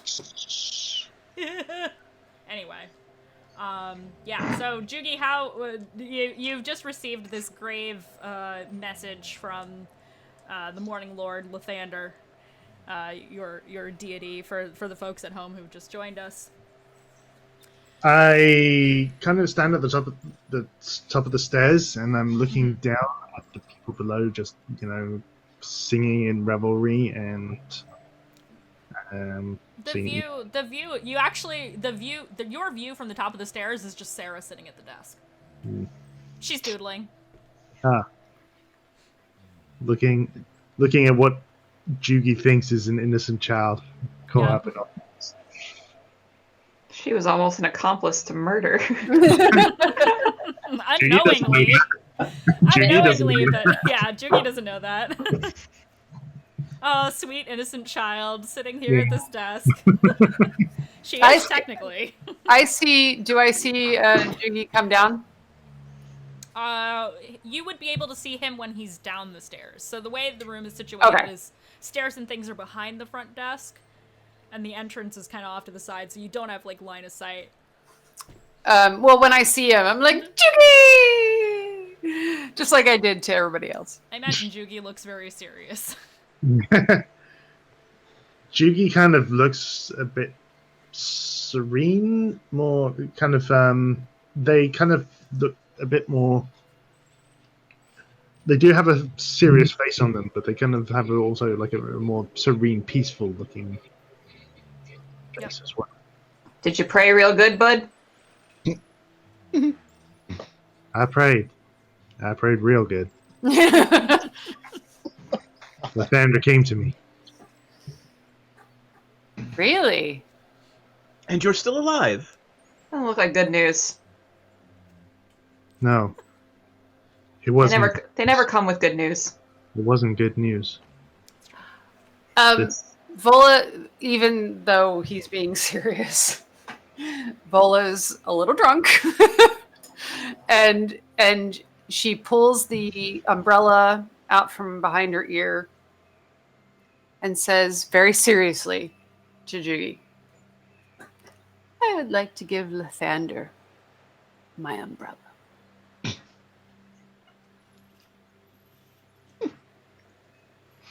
Would I'll you like my pass it on to Lathander the next time I see him. Thank you. I'm not a religious person, don't get me wrong, but I think Lathander needs an umbrella. I'm not very good at this, but you look like a serious person right now. Is there something you need to tell us? There's a great darkness growing under this island. And Lathander has asked me to destroy it. But, Because- dude, Because if we don't, then there will not be another dawn. I'm assuming since that was a god, that was not literal. I was gonna say, was that metaphorical? that was metaphor. There was... He gave me a vision, a sound of something. There were screams, unnatural screams. And death. It wasn't the typical view of peaceful, serene death. It was destructive. It was evil. The Soulmonger was somehow corrupted death to a degree that if it succeeds, there will be no more life. This is why I am here. We have to stop it, Of course. and we don't have much time. My lord is likely as vague and imprecise as yours. Did your lord say where we might look? He could not tell me, but we are on the right path. It's probably the first time you've ever seen Druge look frustrated and annoyed. We will find it. Vola says, "This is very serious conversation. I need to go to sleep before I can deal with serious conversation. Are we I'm gonna go upstairs and go to sleep now." While you're walking up the stairs, roll me a Constitution saving throw. Are we getting on a boat tomorrow? I don't know. Are you? I'm probably asking Rosie. 20. Are we on a boat tomorrow? Oh my god. Not a natural 20, but 20. Dirty 20. For a second, you wonder, you feel a little something, and then you're like, "No, I'm good. Just a little spinny. I'm good." And you go to bed. Yeah. It really is I'll perfect. drink some water. I'll be all right. Yeah. It's- Drink some water. Yeah. You're good. You're fine. She's walking up. She's like, hold on. Ooh. All right, Nope, good. I'm fine. I'm good. Nope, Belch, never you mind. belch, and it's fine. You're fine. I'm not going to do that for the stream. No. But yes. I mean, if you want to, you can, but. No, I don't need to role play authentic here. So, What? yeah, I stumbled a bit, I guess. I will ask Jugee if he has anything else to add, or I shall retire as well. Just that the great morning Lord is watching over us. I just want to go to Great. sleep. I'm gonna kick back the rest of my ale. Be like, well, guess it's my time to pray. I'm I'm gonna go upstairs, probably behind Vola as she does her little. Whoa. I'm picturing Vola and Rosie kind of like conga lining, singing Vola to bed. Vola. By the way, before everyone starts getting up to bed, I ask, does anybody happen to have any vials, by the way? Vials? Vials? Vials of Stuff. I got all kinds of random crap. Hold on, let me check. What do you need a vial for? You probably do. If not, I know a guy. Jesus. Yeah, I do not. I have donuts. I also have donuts. Just some kind of liquid container. I have a water skin, but I would. You're gonna need Yeah, that. just a water skin. That's all You're I gonna have. need that. Okay. Wait. Why don't you Are ask? we meeting down here in the morning to go do something with Rosie? Yes. That's entirely dependent on what Ranzet wants to do with those gems. Yeah, I mean, We could sell those gems and get enough money to get a canoe and to get supplies, or we can go on a boat for who knows how long. Yeah, but we could also gain the alliance of powerful people here and garner ourselves a lot of coin by taking care of the pirates out in the sea. And apparently we have a potentially powerful ally to assist us in said conquest. So Well, this is in regards to the fact that we're on a time crunch now. So it's we either sell the gems and we could leave tomorrow to go into the jungle, or we go on a sea excursion. You give the gems to whatever. We get a fraction of what that they cost. Not giving us enough money to buy what we need and then get a guide as well as a canoe. So then we have to go on the voyage and prolong us going into the jungle even longer. That's basically the two options we're looking at. And I don't care either way. Like, out of game, I don't care either way. true, but if things are as dire as Lathander has passed on to Jugee here, then attempting to head into the jungle to remedy this situation ill-equipped and ill-prepared would spell disaster. Well, that's why we would sell the gems to have enough money to... I think Jugee gets to make this decision, and I will literally look at Jugee and say, was Lathander's message so dire that you believe we need to leave into the jungle tomorrow? Just put it on you, dude. I feel that the longer we put it off, doing what we came here to do, then the more likely is that darkness will overtake this land and all other lands. And I can't allow that to happen.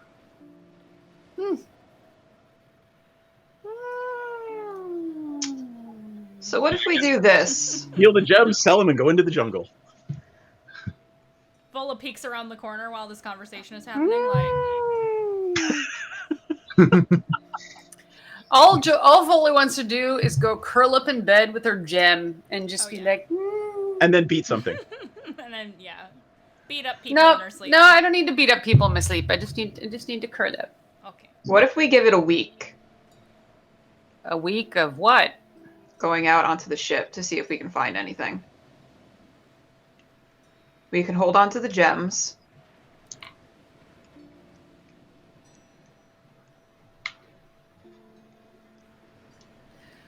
It's really Jugee's decision at this point because only they know what Lathander, the import and the urgency that Lathander's imparted. Can I just check something with the DM? I mean, usually in Faerun-based adventures, a week is 10 days. Correct. Is that the Week the is a case? 10-day, yep. Yeah. So taking a week is essentially taking 10 days. Correct. For the month. But I mean, if this pirate's any good, or if this captain's any good, it shouldn't take that long, right? We don't know. We don't know. You don't know any of the facts about the ship, how fast it is, how long it'll take. You don't know. Other than It's a risk. How rough the seas at the Bay of Chal. Anything you do is a risk. That's true. So I feel like it's kind of like a tiebreaker here. Vola hears talk about a sea ship, and at the moment she's like, Like, no thanks. Perhaps you can always decide over breakfast if you like. Well, everybody. Talk to me in the morning, Okay. because right now that doesn't sound very appetizing at all. Yeah, I'll sleep on it. I actually agree with. I think I agree with Rosie on this one. If we just give it a little bit of time to see what can come out of the pirate excursion, if you will. No matter what we do, it's a risk. It's a gamble. I have no personal opinion on this. Eventually, all things will die. Whether it's in pain and screaming or not, all things will eventually come to my master. Choose. I personally prefer not the express route. Druge, you may believe that, but from the screams that I heard, none of them were going to your master. That is undesirable. Yes, it is. I mean, you haven't tried to like contact your god at all, Druge. So. I mean, I have to pray every night, but I haven't asked questions. I haven't tried to do, divining or augury or anything. Nope. Might be something you might want to remember that you can do. Hint, hint, hint. Yeah. If you wanted to. I'm just saying, like, if that was something you had questions about, that's how you would go about doing Sure. that. Why don't you think of something and I'll roleplay it out with you next week. I can literally anytime. All right, Doesn't matter. let's do it. Let's do it tonight as we go to bed. Okay. But yeah, I think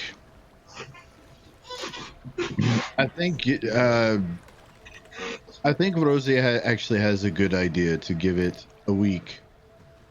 If nothing comes of it, then I mean we can kind of play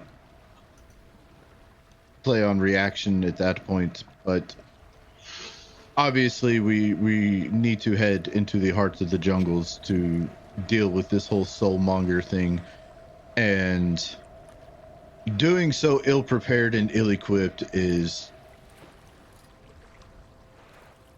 will probably lead to less than desirable effects. I would agree. I think yes, we could head in tomorrow. We would have to sell those gems and buy what equipment we can. But we also don't know how much any of that equipment costs besides the canoes and the guide. And we already know a guide will be... How much was it? At least 5 gold per day with 30-day payment up front, but But we were able to cut the druids down to 2 gold. I believe that is what you agreed upon. I mean, honestly, if we sold one, never mind. We would not be able to do it. We'd have to sell most of the gems. And then there's another 50 for the canoe. 2 canoes. How- It's You more only than need one.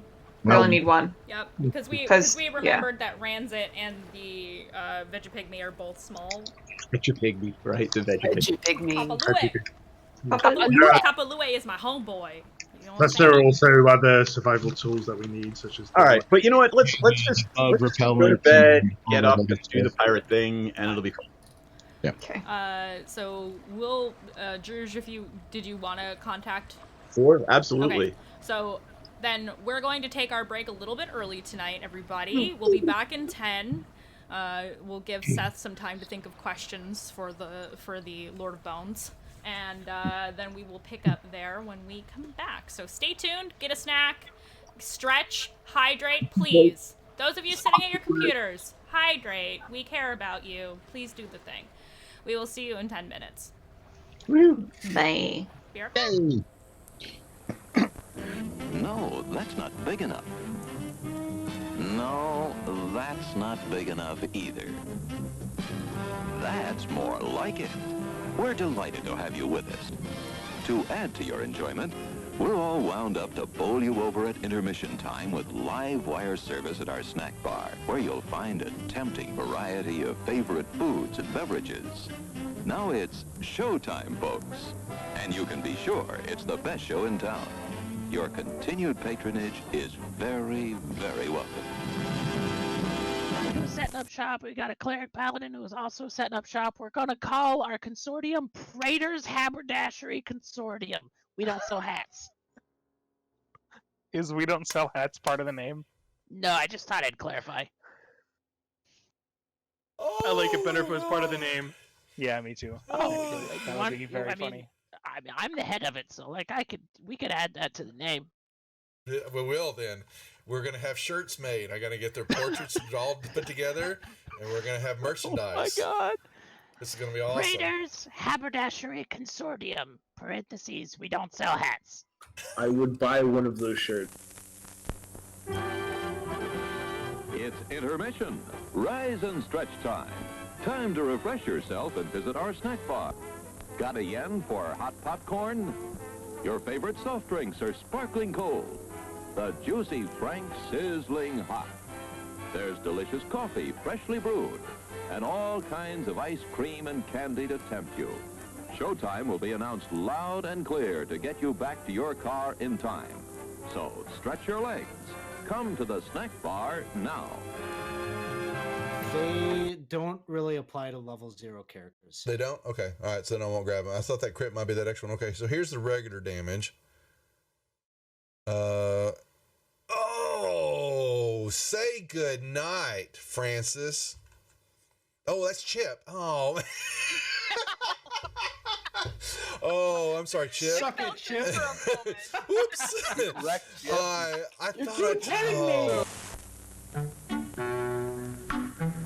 I'm sorry, sir. This is a private mountain. But I only wanted This mountain is reserved for patrons. But it's a supply depot for all sorts of good things, which people can get at the snack bar. Like soft drinks, candy bars of all kinds, delicious popcorn, and refreshing ice cream treats. But I am a patron. Well, why didn't you say so? Be our guest.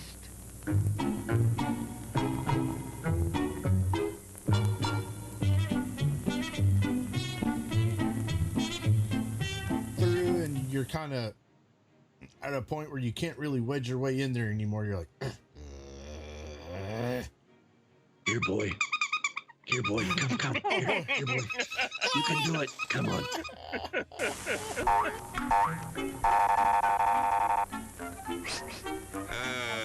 Yes, sir. May I help you? I'd like 2 of those, please. Hot dogs? Yes, sir. And 3 of those. And 1 of those. And 5 bars of these. And a cup of that nice hot liquid. Coffee. Coming right up. Oh, and 2 bags of those peculiar white coffee material. You mean our crunchy popcorn?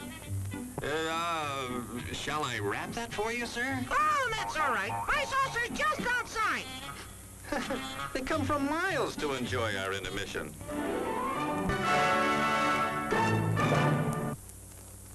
I'm terribly sorry. Bjorn, you explode, and in your place is a sweet roll.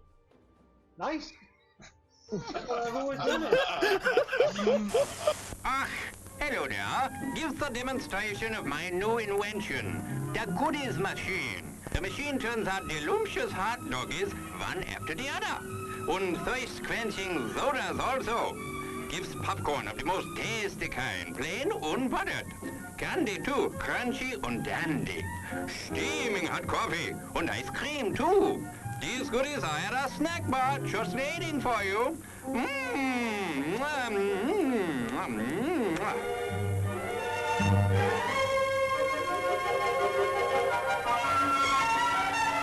Private messenger. And do you know how to do that in Facebook? I mean, in Facebook, whatever. What the hell? What the hell? What the hell? At least Facebook is still around hundreds of years into the future. Why mess with a good thing? Go ahead right? and clip that one, guys. You can send that one to me later, too. Thanks a lot. As everyone knows, rainbows usually have a treasure at the end. Let's follow this one and see if we can find the pot of gold. Ah, there, and I suppose you've come to claim me treasure. Well, we'd like to see the gold first.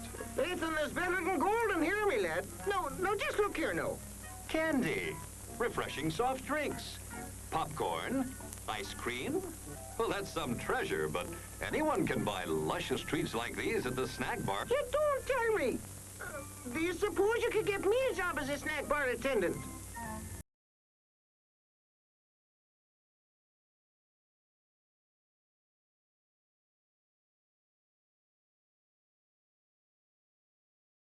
The creature just. How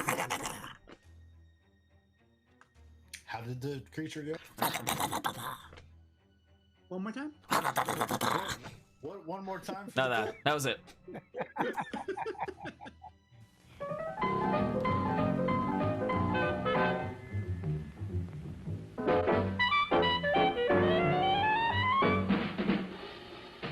Like you crave that corn when it's freshly bobbed, you gotta beat it to the box with the butter on the top. Get with it, man, start strolling down to the sweets that set you rolling, the best in town. Our candy's real gone, if I'm understood. To all you squares, that means the confection is positively delicious. Cork that stuff, give me 5, let me send you into this nutty jive.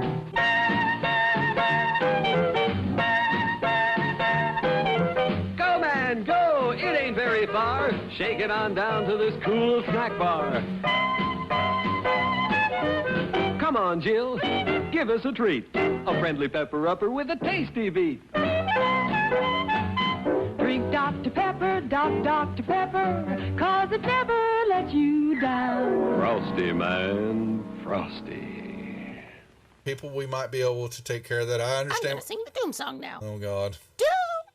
Doom, doom, doom, doom, doom, doom, doom, doom, da doom, doom, da doom, da doom, doom, da doom, doom, doom, da doom,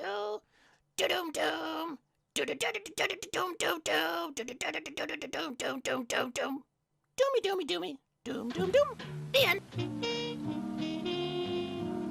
Music to the ears of the hungry. The sizzle of a mouth-watering hamburger. Fresh, lean beef, done to a golden brown. Couched in a soft bun and garnished to taste.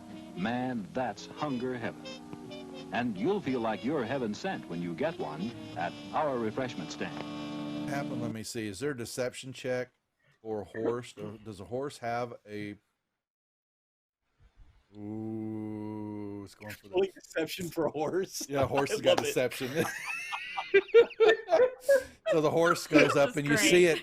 It's looking a brief second. It looks at the plant like maybe it's something even tastier, but then it sticks out his tongue and it pulls back, and then it backs up. It's got the sugar cube in its mouth and its eyes go boing, as his eyes just go, and it starts woo, and it starts bucking, and it just.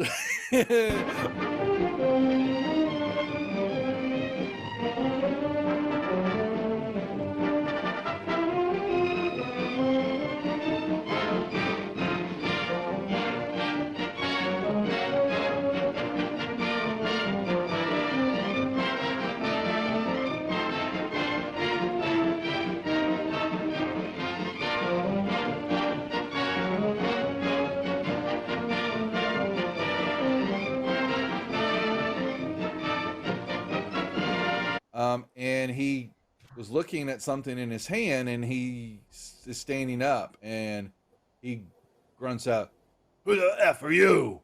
What are you doing here?" Housekeeping? Oh my god. Your attention, please. All new hotshot electric in-car heaters have been installed for your comfort and convenience. Just insert heater through car window and turn on the switch. When leaving, please turn switch off and replace on speaker post. Warning, high voltage. For your own safety, do not attempt to repair or remove wires. Do not attempt to open heater unit. If you need assistance, please notify the theater box office or concession manager. She had red whelps and skin was looking all grotesque and all that, and she let out a little bit of a mumble roar, leveled the gun at everybody in the room there, and that was where we cut last week.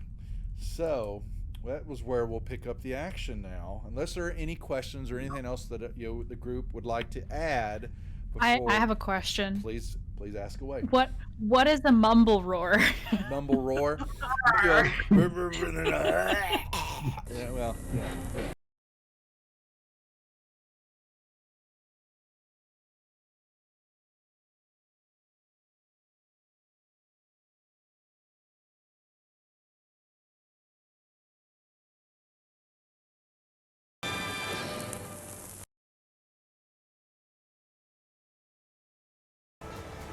And we are back. Hello, everybody. Hello. We had a little break poo. And now we're back. Poo. Yeah, we had a little break poo. Yay. Yay. Little snack break. Little stretch break.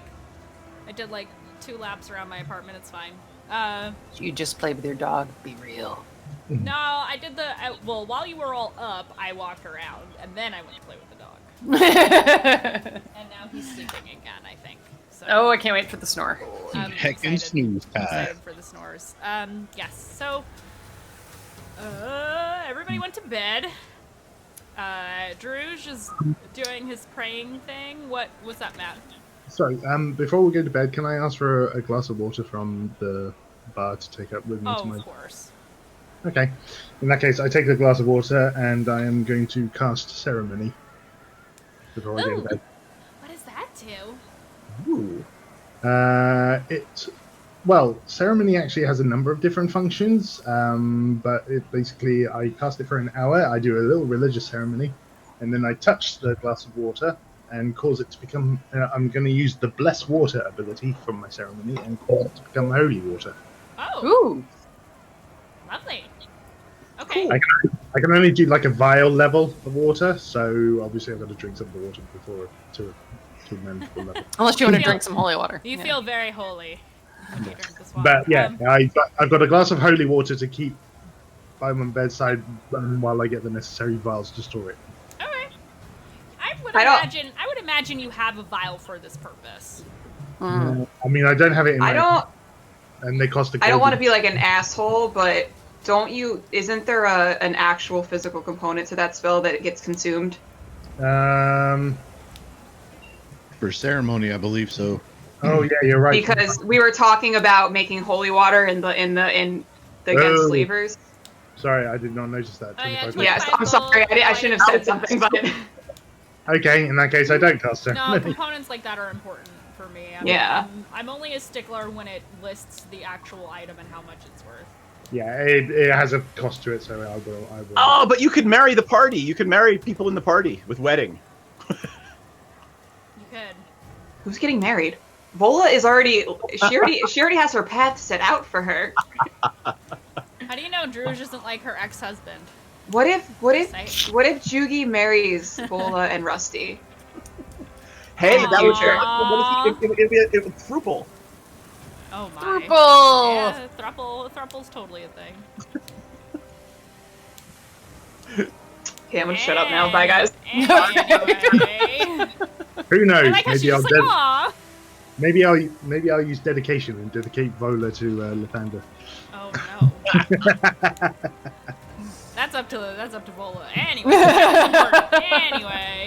Moving on.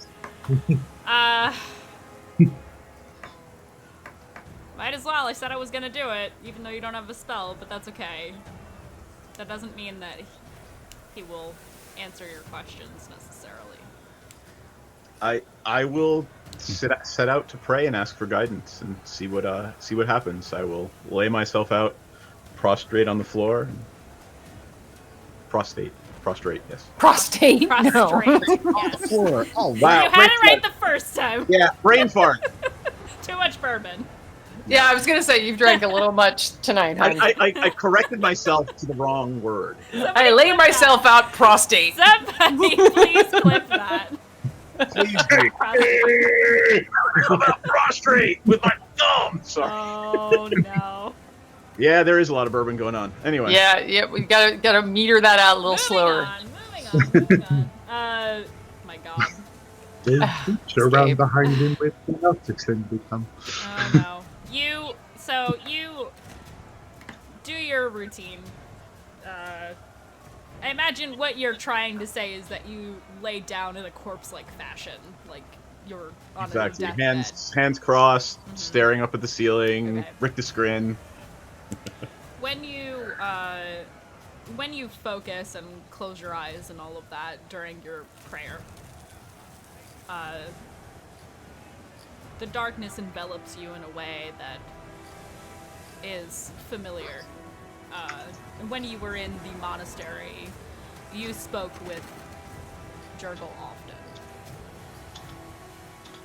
I will During give your the incantation. My lord, I am but ashes on the sea of eternity. I am nothing. How may I serve? And you hear, wow, this music is way too epic for this. I'm sorry, hold on. That's what he says. Way too, yeah, he's like, hey, yo, this is way too epic. We gotta switch our shit up, yo. You know what I'm saying? This is harsh in my fucking vibe. You know what I'm saying? Like now, all I can do is picture Jurgle as Terry Pratchett's death from. Oh God. No, you. Let me put on the spooky music.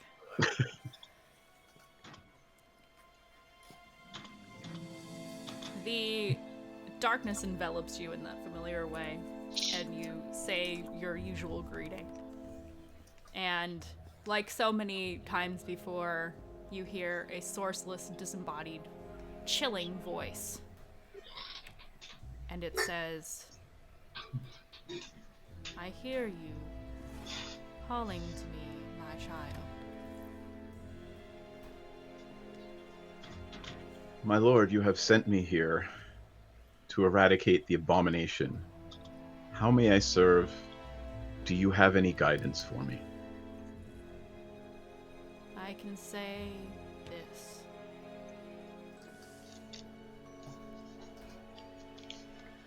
The Soulmonger disrupts the cycle of death. I no longer receive souls. As you can imagine,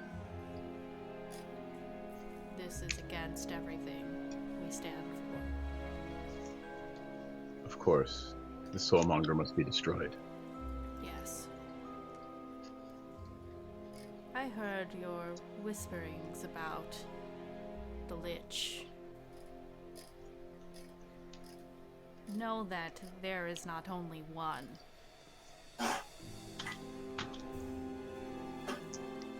You may have to contend with several. Where may I look? I understand time is of the essence. It is. And you hear like a whooshing kind of breath, like air leaving a body, like, and it pauses. There's a pause. You hear like a little bit of a sigh as though he's considering your question. And after a few moments, like, if you didn't feel the overwhelming presence around you, you would think that he had stepped away. Or that was all he was going to tell you. Because he tends to be quite short with his missives. You know this. He's very direct. He does not anger. He is steady and constant. as death. You would never know that by Jugee's persona, or by Druge's persona. Yes. You strive very much to be as much like him as possible. And as this occurs, just when you think perhaps to ask another question, he says,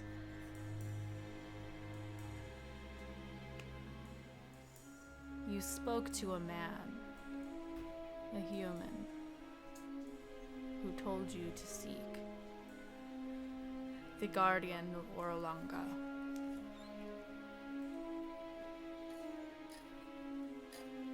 Yes, my lord. We shall pursue that avenue first. You must go there. Of Do course. not waste time. I'm aware of your paladin companion. I will tolerate him for now. He will send you many gifts, Lord. Oh, I am sure of it. You must How else may I restore say? balance to my realm. Of course. There is one among you who aligns with our way of life. She may be. Don't make me laugh when I'm doing the thing. I shouldn't even look at you. You guys are the worst. We're not the worst. You are the worst. He will say she may not follow me specifically, but Bal does not understand. He is subservient to you. I know it's good. he knows his place, as do the others. Yes, my lord. Plot twist is actually Ranzet. Whoa! Or it's Jugie telepathy. Ranzet's the Lord of Death. We all know this. Welcome to my dominion. Ranzet's really the big bad and bad guy. He's the big bad guy. After what happened in the alleyway? Yeah, he is. 1,700 pounds of pressure. How do you know he's not actually a lich? Anyway, Well, big is kind of big is kind of maybe the wrong term considering he's a nominal, but I will Misdirection, my friend. Misdirection. anyway, he describes Rosie and he says, "This one aligns with our goals." I understand, my lord. Thank you for your guidance. Keep her close. Yes, Lord. And you hear that exhale again, and the darkness subsides. I will He's gone. give a little smile because I have communed with death, and then I will go to sleep very peacefully. Yes, you sleep like the dead. Next morning. I just want to say, Jugee, after realizing the time cast spell, just goes to bed. Humming and is going, and la la la la. La. Just doesn't have the same ring to it. It works. It still works. Something about Vola. Something about Vola. Something about Lathander. Oh wait, can I get up a tiny little bit early before everybody else and do something? Of course. I'm gonna throw it to Mandii in Discord. Oh. Okie dokie.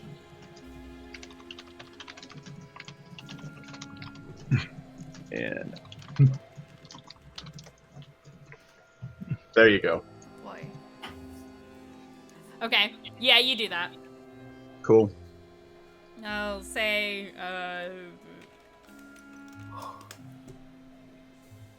Sure. because you're getting a lot, right? Absolutely. Okay. Okay. Are you waiting for them when they come down? Yes, and I will make sure that our what's her name? The Sarah. Sarah is there with me, stuffing her face as well. Okay, so when the rest of you come down, you see in the tavern room at your usual table, Druge and Sarah sitting and eating donuts and having coffee. Donuts and coffee, my favorite. Yeah, it's empty in here aside from the two of them, and of course Dango is roaming about, but you smell the smell of coffee is really what wakes you up. Are they and brings you are they downstairs. Nana Toppins donuts? Yes. they are. I immediately recognize the smell, and I'm just brought over. And Rosie just stands kind of at the end of the table. She doesn't want to just take them, but she also doesn't. She doesn't want to ask. They are for you, friends. I have Before he has a chance to say anything, I've come down the stairs and I've done the same look in eye that Rosie has. And while Rosie's like, I don't want to take any, I take some. You're just like, give me that. It's mine. I'm hungover. I'm hungry. I want coffee. Yeah. Give me As that soon as coffee as and soon donut as love. as soon as Druge gives me the okay, I take a chocolate glazed donut and I'm nibbling on it. This is a more celebration. Both. Now I want a donut. Hey guys, did you know that a man without a food is a man who's hungry? That is logical, yes. Yeah. Pour myself some coffee. I love this. I love this about Rosie. I love it a lot.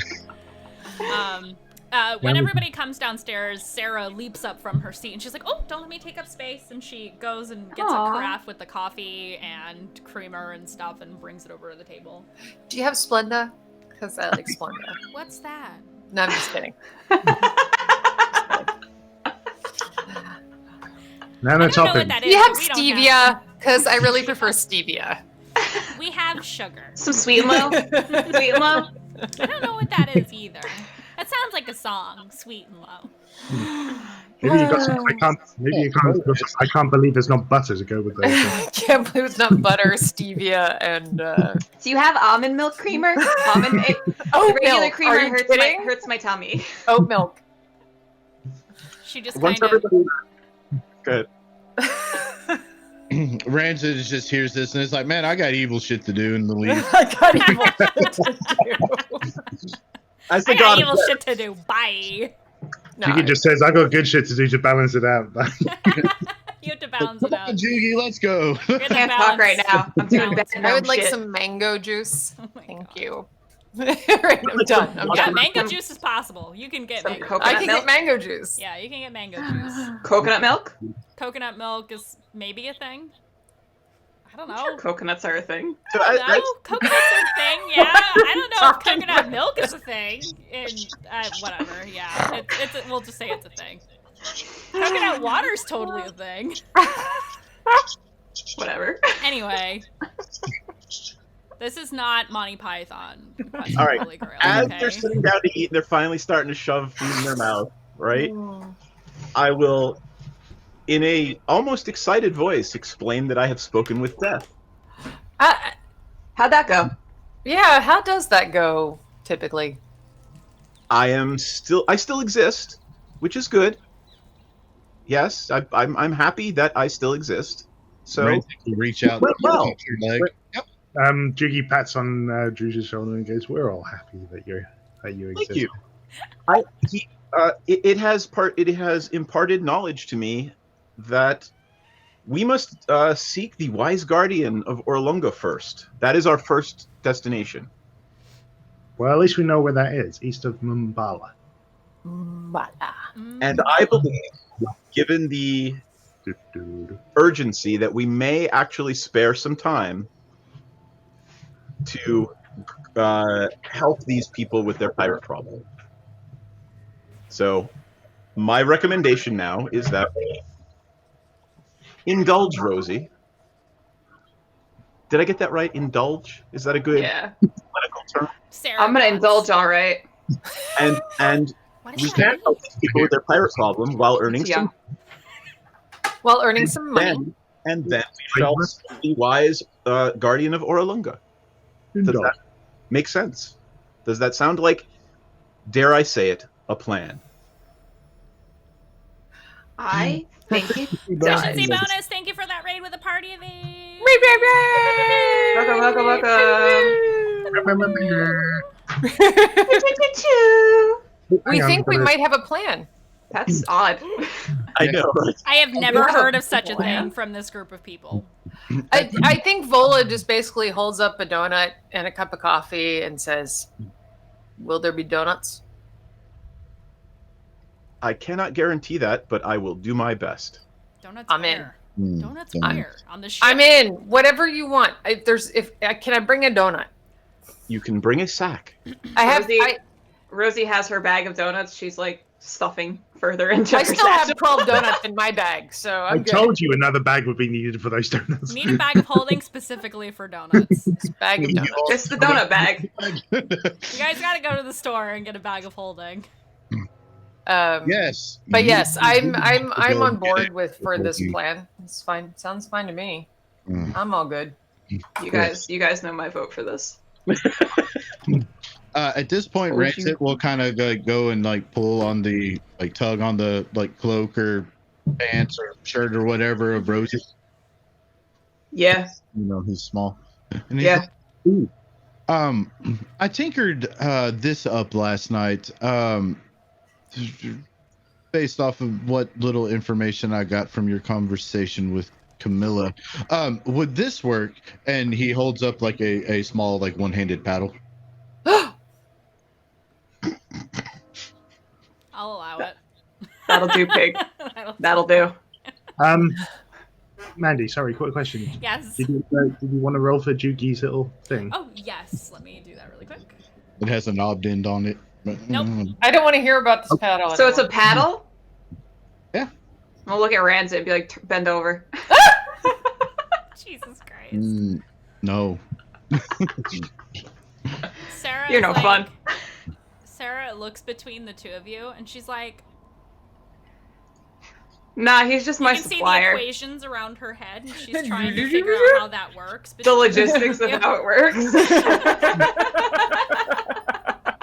Jugee says to Ranzet, where did you get one of those? I've seen the swearings at the church and use them to discipline unfortunate people who betray the will of the souls. Oh boy. Welcome everybody who just joined the stream. It's after 10 p.m. and so this is what our stream turns into. Pretty much. And you are now teaching Druge about BDSM. Thank you. That's great. That's why Duff only watches the first hour and then leaves. Remember, Druge. Yes, ma'am. Can I have another? I will remember that. Say that next time you talk to Cinder Sylvain. With the paddle in your hand. With the yes. Okay. Oh and God.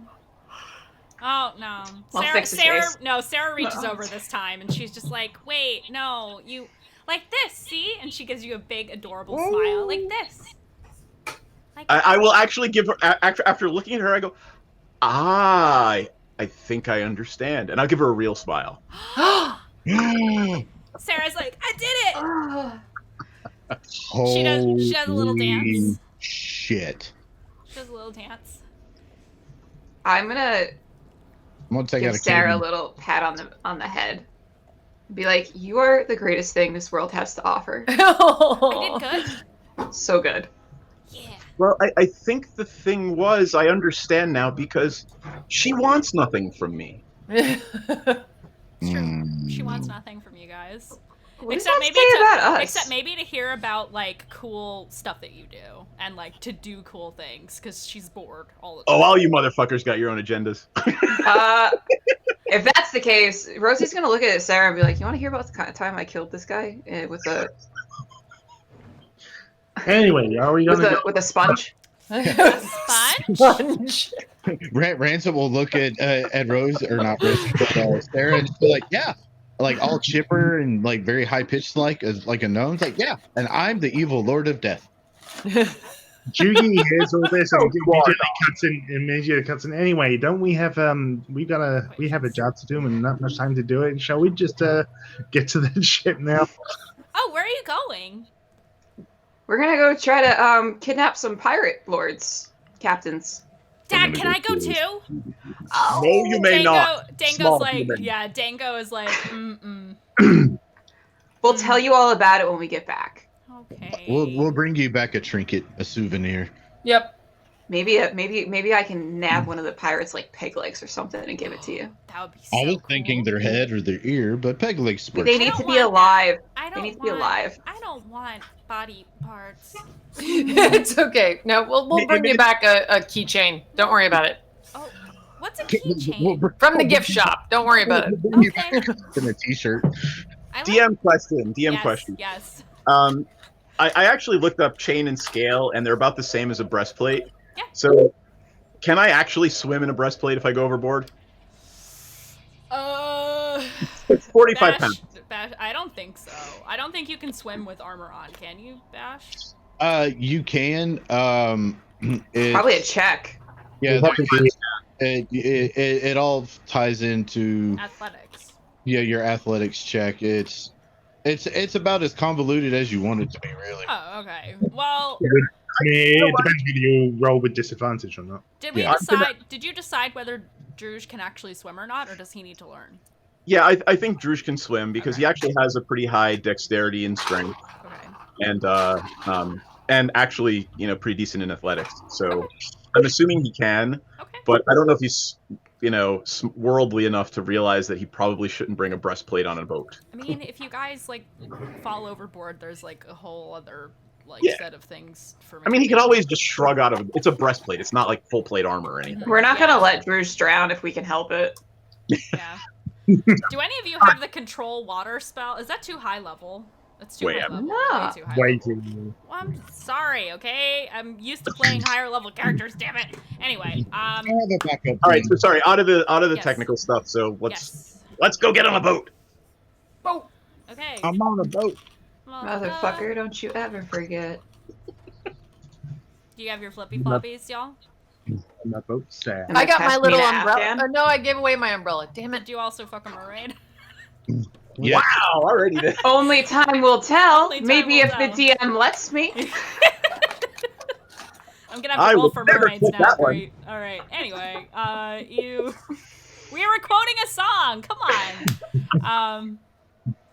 You head down to the docks, full of donuts and rage and coffee, leaving a not tearful Sarah, but a FOMO Sarah. She's just like, bye. One day, Sarah. She actually, when you guys leave, she's like, do you guys not need your rooms anymore? Should I go? No, nonsense. We will be back. You want me to hold them for you? Okay. How much does that cost? Wasn't it 2 silver a night or something like that? No, something really low. That's a lot to keep. We don't need to keep the rooms open while we're gone. I like them, and I like the fact that we have a home base. So I'm gonna give her like what, 4 gold pieces, 2, 4, 6. I'm gonna give her 3 gold pieces. Why not? Okay. The whole thing for I don't imagine it'll be gone for 15 days, but. Wait, how much do you give? We only need to give 1 gold piece. 1 gold piece is 5 days. So 2 gold pieces. For 10, right? Yeah. Assuming that's how long you're gone, yeah. I mean, I will pay for everyone if you'd like. I have 63 gold pieces thanks to Vola's arena.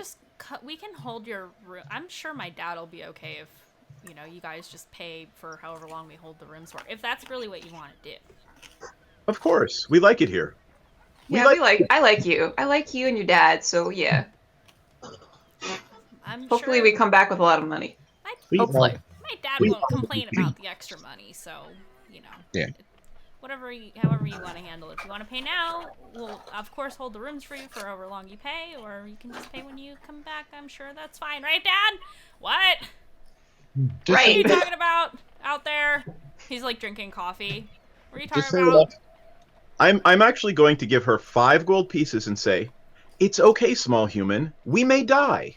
Have the 5 gold.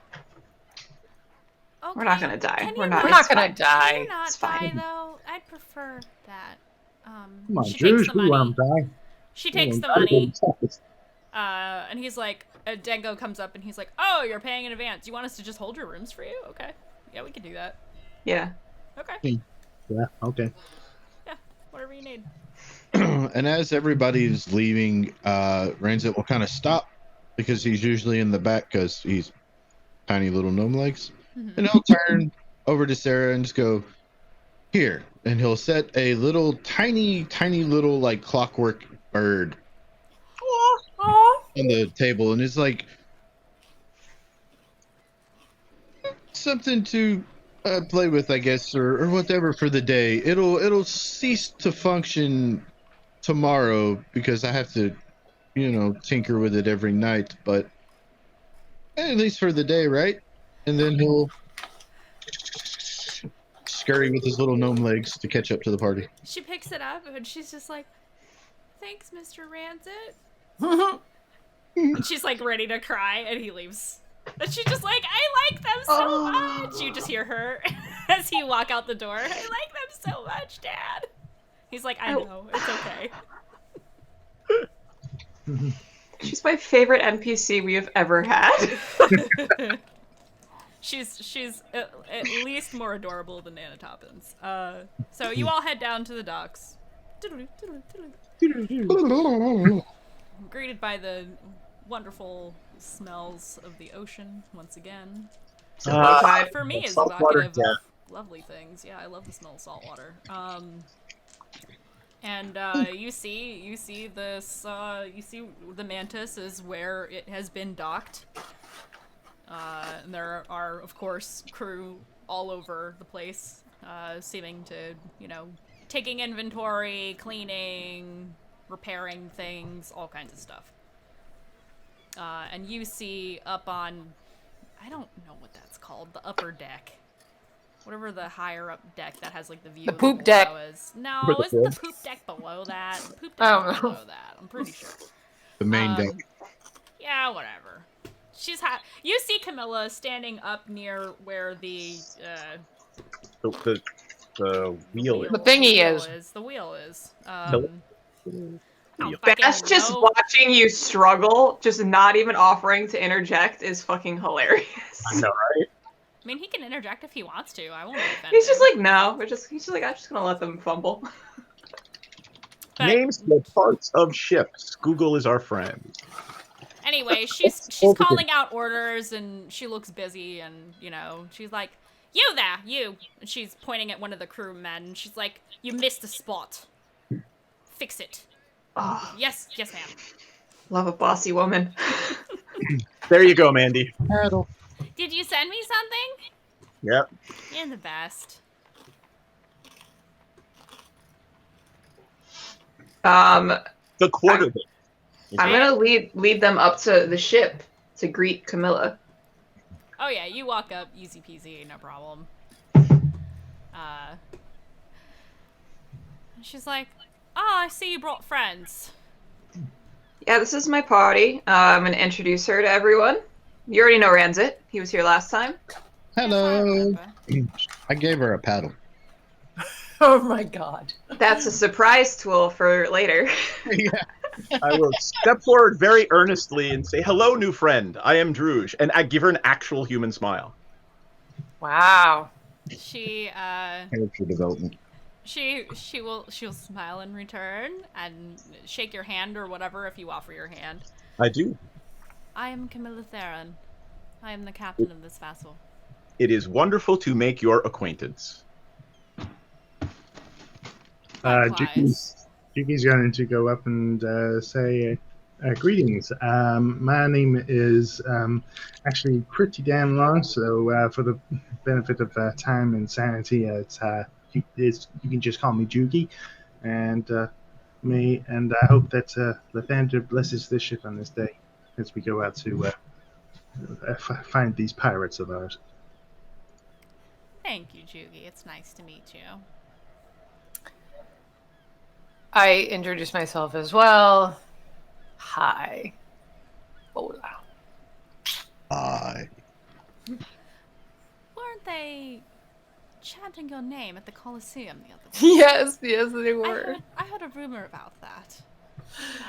That's I me. only recently came into port myself, so I missed the spectacle, but I heard many a tale about how Yes. you bested what was it? 4 other contestants? 6. Oh. Impressive. It will be quite a boon to have you on board then. A capable woman such as yourself. Thank you, thank you. I hope I can be of help.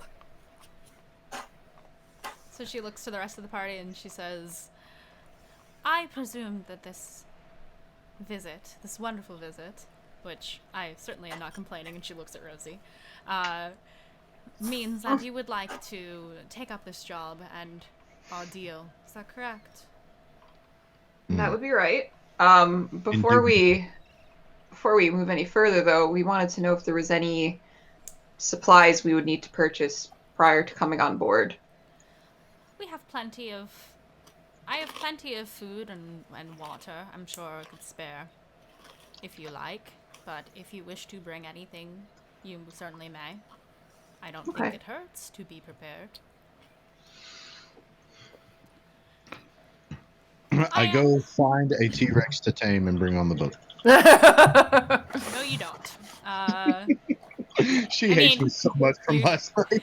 You certainly can try, but it's more likely that Ranzet will get eaten by a T-Rex before I let that happen.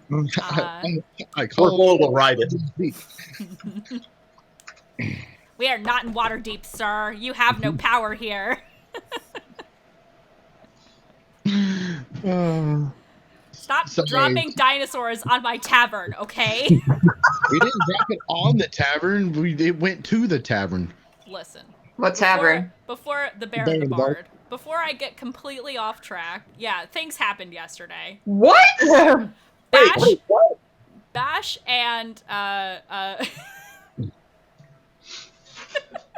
have to go to Bash and Mech, Zeke decided to take a ride through the town, even though he was told not to. And headed directly towards the Bear and the Bard. That was on me. Really? That was on you. It was on you, and I will punish you for it in some way or another. Every time the two of you drop dinosaurs on my tavern, an angel dies. You will be haunted forever by the smell of pickled herring. Forever, for the rest of your life. Baron doesn't care. He smelled worse. Oh my god. Anyway, back to the hot pirate lady. Back to the hot pirate lady. Hot pirate lady prawn. Back to doing the favor for the sailor. Favor for the sailor. If you want to call her that, that's fine. She'll kind of stand and hold on a second, and she'll turn to a short human gentleman who's kind of like stocky, and she says, "Take over from here. I'm busy." Yes, ma'am. And he'll go off and start delegating to the other sailors, and she's like, "Oh, such an involved job. I typically prefer to let other people do things, and I stay hands-off, but jobs like this, you have to handhold every single worker. It's kind of a pain in the ass. So if you would like to stock up, get whatever you need, I can be ready to leave by midday." I'm going to look at the party. Does that sound good to you guys? Yes, I would like to kill pirates. Yes. So would I. Let's introduce them to your god. I mean, Ranzet, are you okay? Ranzet, you want to take a minute, man? You want to go take a lap? Go take a lap. Just solid black pools of darkness. Just kidding. That doesn't happen. But it would be cool if it did. It's like, what? No, I did. I'm sorry, I didn't have any donuts. I think I'm just hungry. Hold on. Have some sugar. It will help. Oh, sugar. Sugar. You got donuts. From Nana Toppins. Oh, she's my favorite. Same. She's got. I'll offer her a donut from my bag. Oh, she'll look and she will pick a chocolate one. Okay. Good taste. Thank you. Camilla, are there any starting points for this, or should I maybe go ask around the harbor about these pirate ships that have been Oh, my dear. pillaging. I have already done some asking around. I figured. You look like a woman that's very thorough. Capable, and yes. I believe we would need to head west. That may be our best bet, based on reports that I have heard. Rosie, should you ask her if you want another? I love it. I would. She probably will, but not out on the main deck. That's a private affair, Druge. I see. And if you hear anything, no, you didn't. I'm gonna sit there and just try to figure out what that means for a moment. Be like, Druge. She's basically saying, if you hear anything, just pretend you didn't hear it. Ah. Mm. Oh. Oh. Yes. Yes. Sounds to me on this little sea voyage that Rosie is wanting to boldly go to where so many people have gone before. Oh, it's gonna be a wet, wild adventure for sure. I'm gonna go buy some provisions that way. Okay.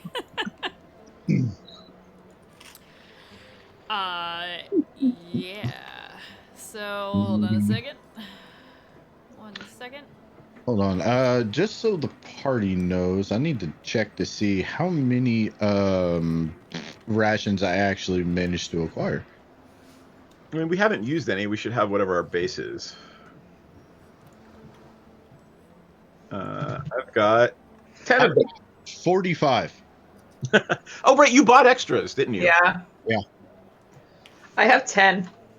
Look, we've all got 10, and we only plan to be gone for 10 days, so our 10 and your 45 is good. So I think we're probably good with food. Yeah. We're still on the boat? And actually, I said I know I was like, I'm going that way for provisions, but where do we sleep, miss? Well, you have options. There's certainly space below deck. Or if you choose, you can sleep above deck. We can have hammocks made ready, of course. Or if you have bedrolls, if you prefer that. I would like to try a hammock. Okay. I can arrange that. I will have to double check to see if I have one large enough. But I think we can accommodate you. If not, Miss Camilla, if you have the materials, I can make one. Oh, I do. Oh. We can I have discuss your that tools. when we get to that point. We'll make sure we have something for you, dear. If there's anything else you need, or if you want to help prepare, then we can leave sooner. I'll help around the boat. Okay. Me too. Okay. I would love to learn more around the boat. I will help as well. Cool. So while I can run around the boat, just cast mending on everything. I just imagine you like ninja super fast, like just touching things and fixing them. I will see what Ranzet's doing and say, "Ooh, I can help," and I will follow along next to him mending things as well. He's so tall, and Ranz is so tiny. He's so cute. I love the size difference. It's fun. Jugee's going to use Channel Divinity, Peerless Athlete, and basically do whatever he's doing on the ship. Okay. I'm the only on the ship without magic because I roll. Your axe is magic. I'm gonna use my Echo Knight. I'm gonna use my Echo. And I'm gonna have my Echo help around the ship too. Okay. Surprise tool for the leader. I mean, you know. Something I texted Mandii at 4 a.m. Yes, you did. Yeah. I saw it at 4 a.m., but I chose to not respond until the next morning. I don't know which is worse of those two comments. You know, we neither of us sleep ever. What's sleep? What is sleep? I don't understand. Kelly's gonna hate you guys now because now I know that you're gonna be up at 4 a.m. when I'm still up too. I've already been up at 4 a.m. Obviously. What time is it in the UK right now? 4:42. Wow. Poor bastard. On Dang. that note, like I had said, for the folks who are watching at home, I did say that we may end a little bit early. So we're gonna set the scene and start wrapping up, unless you guys have things No, you that's want to good. do. Okay, I imagine you don't want another shopping episode, so No, we're good. too many shopping. We're done episodes. shopping. It's so easy to just do that in the city. I feel you. Too many discussion. You have everything you need. Camilla has supplies that she's more than willing to share. Considering, depending on how many of these ships you catch, could be making a lot of money. So remember, just one ship is 2,000 gold. You have to capture it and bring it back into the bay. All right. That said, the morning passes. You help Camilla and her crew on the Mantis to make ready everything that needs to be made ready, and you set sail through the Bay of Chult. And the most striking thing that becomes quite apparent to you, as in it is impossible to miss, is the sea ahead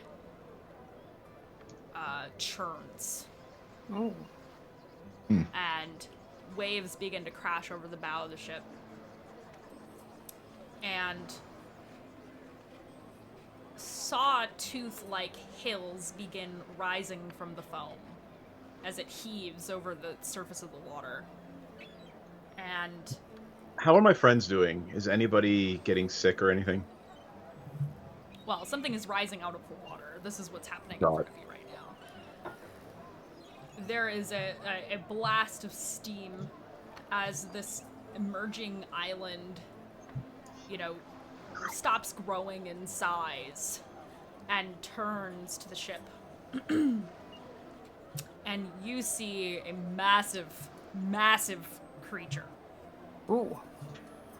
And Camilla looks like this is completely normal. Like it's Tuesday. Yeah, Yeah. a blast of steamy breath escapes Sing's nostrils, and I will show you what it looks like. And I will immediately run up to Camilla and ask her what it is. She will explain to you. I presume that you are standing nearby while this is happening. You're up on the deck. I mean, honestly, you can imagine that Druge is pretty much a 3-year-old running around the boat because he's never been on a boat. He's never seen the ocean. He's never. He is Jack Skellington from The Nightmare Before Christmas. What's this? What's this? Exactly. Let's wipe things in the air. What's this? Yes. Aw, come on. What is that? What Look, is that? Oh no, I have to fix it. Hold on. Shite. Shish kebab. Huh. Oh, that's cute. It's like a turtle? That's a whole lot of nope. And It's an island turtle. It's a. That looks like a That's turtle this with. thing That is looks on like the a. screen. That looks like a turtle with a dragon's head. Whoa, what a surprise. Is she Camilla- trying to avoid it? No, Camilla will say to you, "This is Aramog." Is he a friend? I wouldn't say that. But Will he he's leave not- us alone? He will, as long as we pay tithe. What do we have to pay? Oh, I have it handled, darling. Oh, what is he like? Just curious. So you see like this milky-eyed, immense-beaked creature emerge from the water, and basically the eyes are fixed on the ship,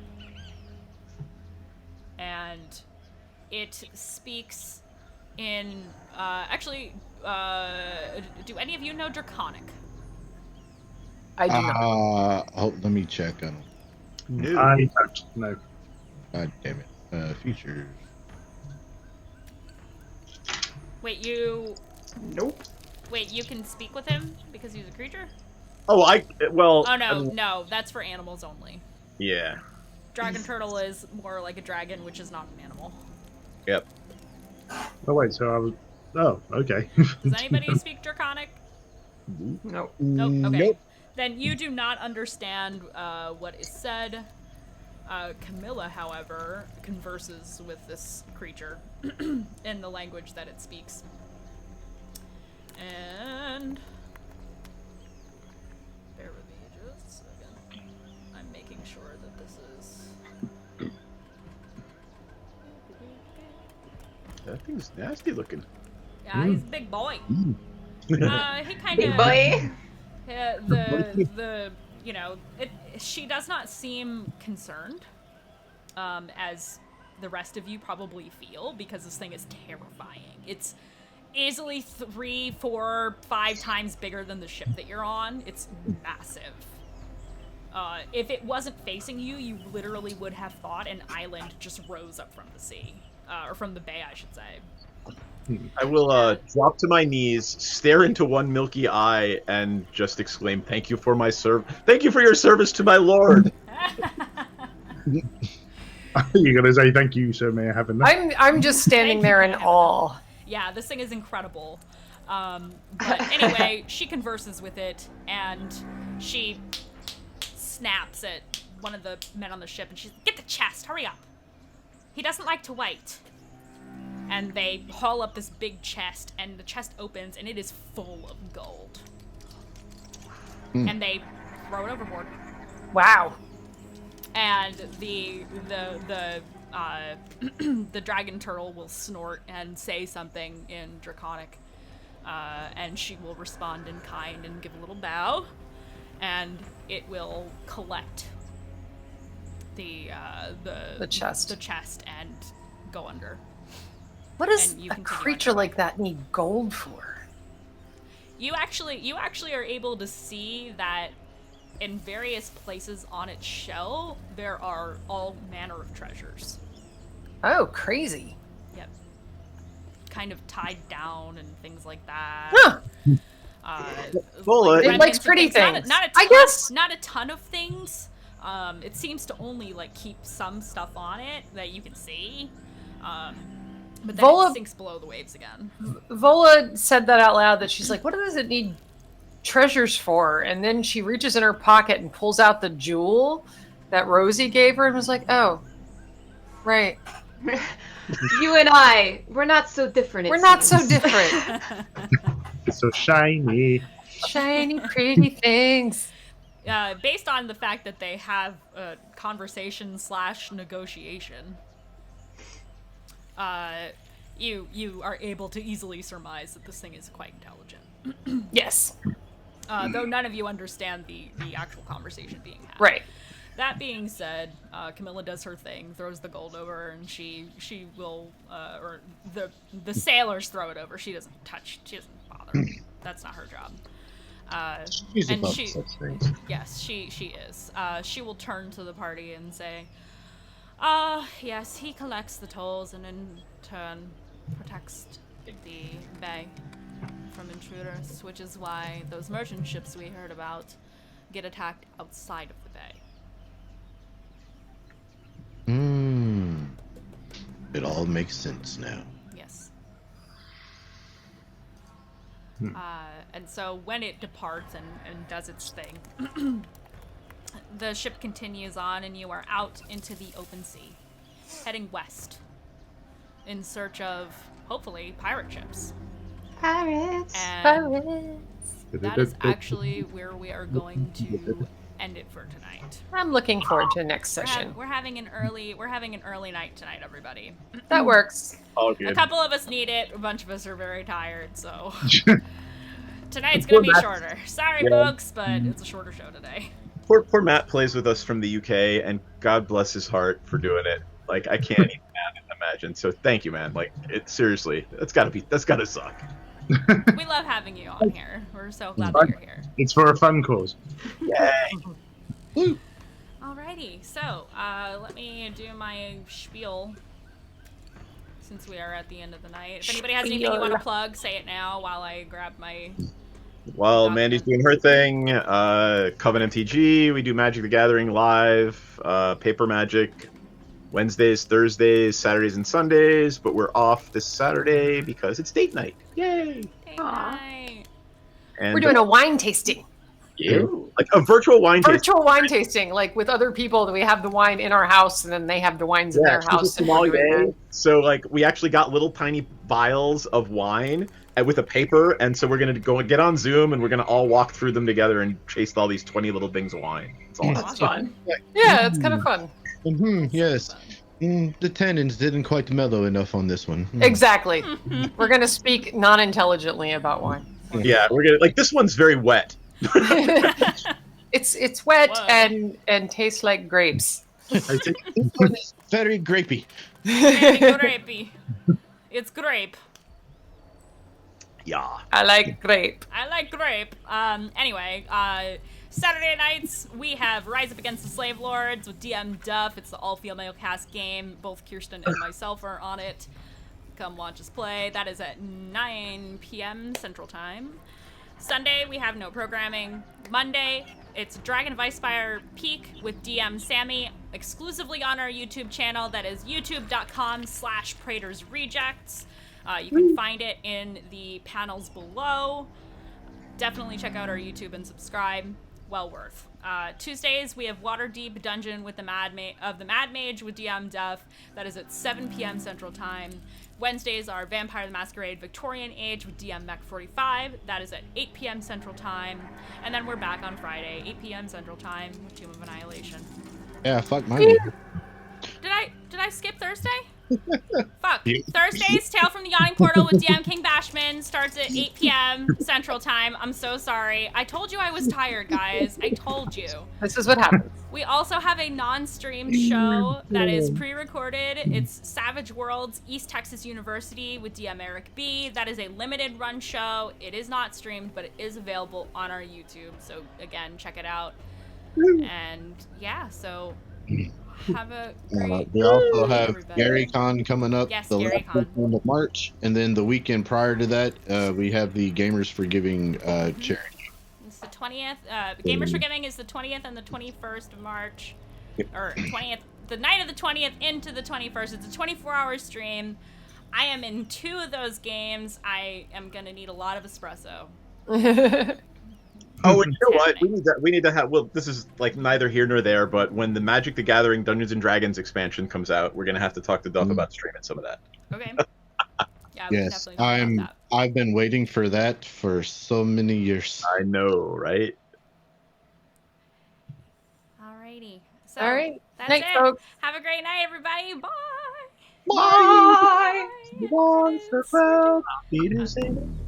Bye.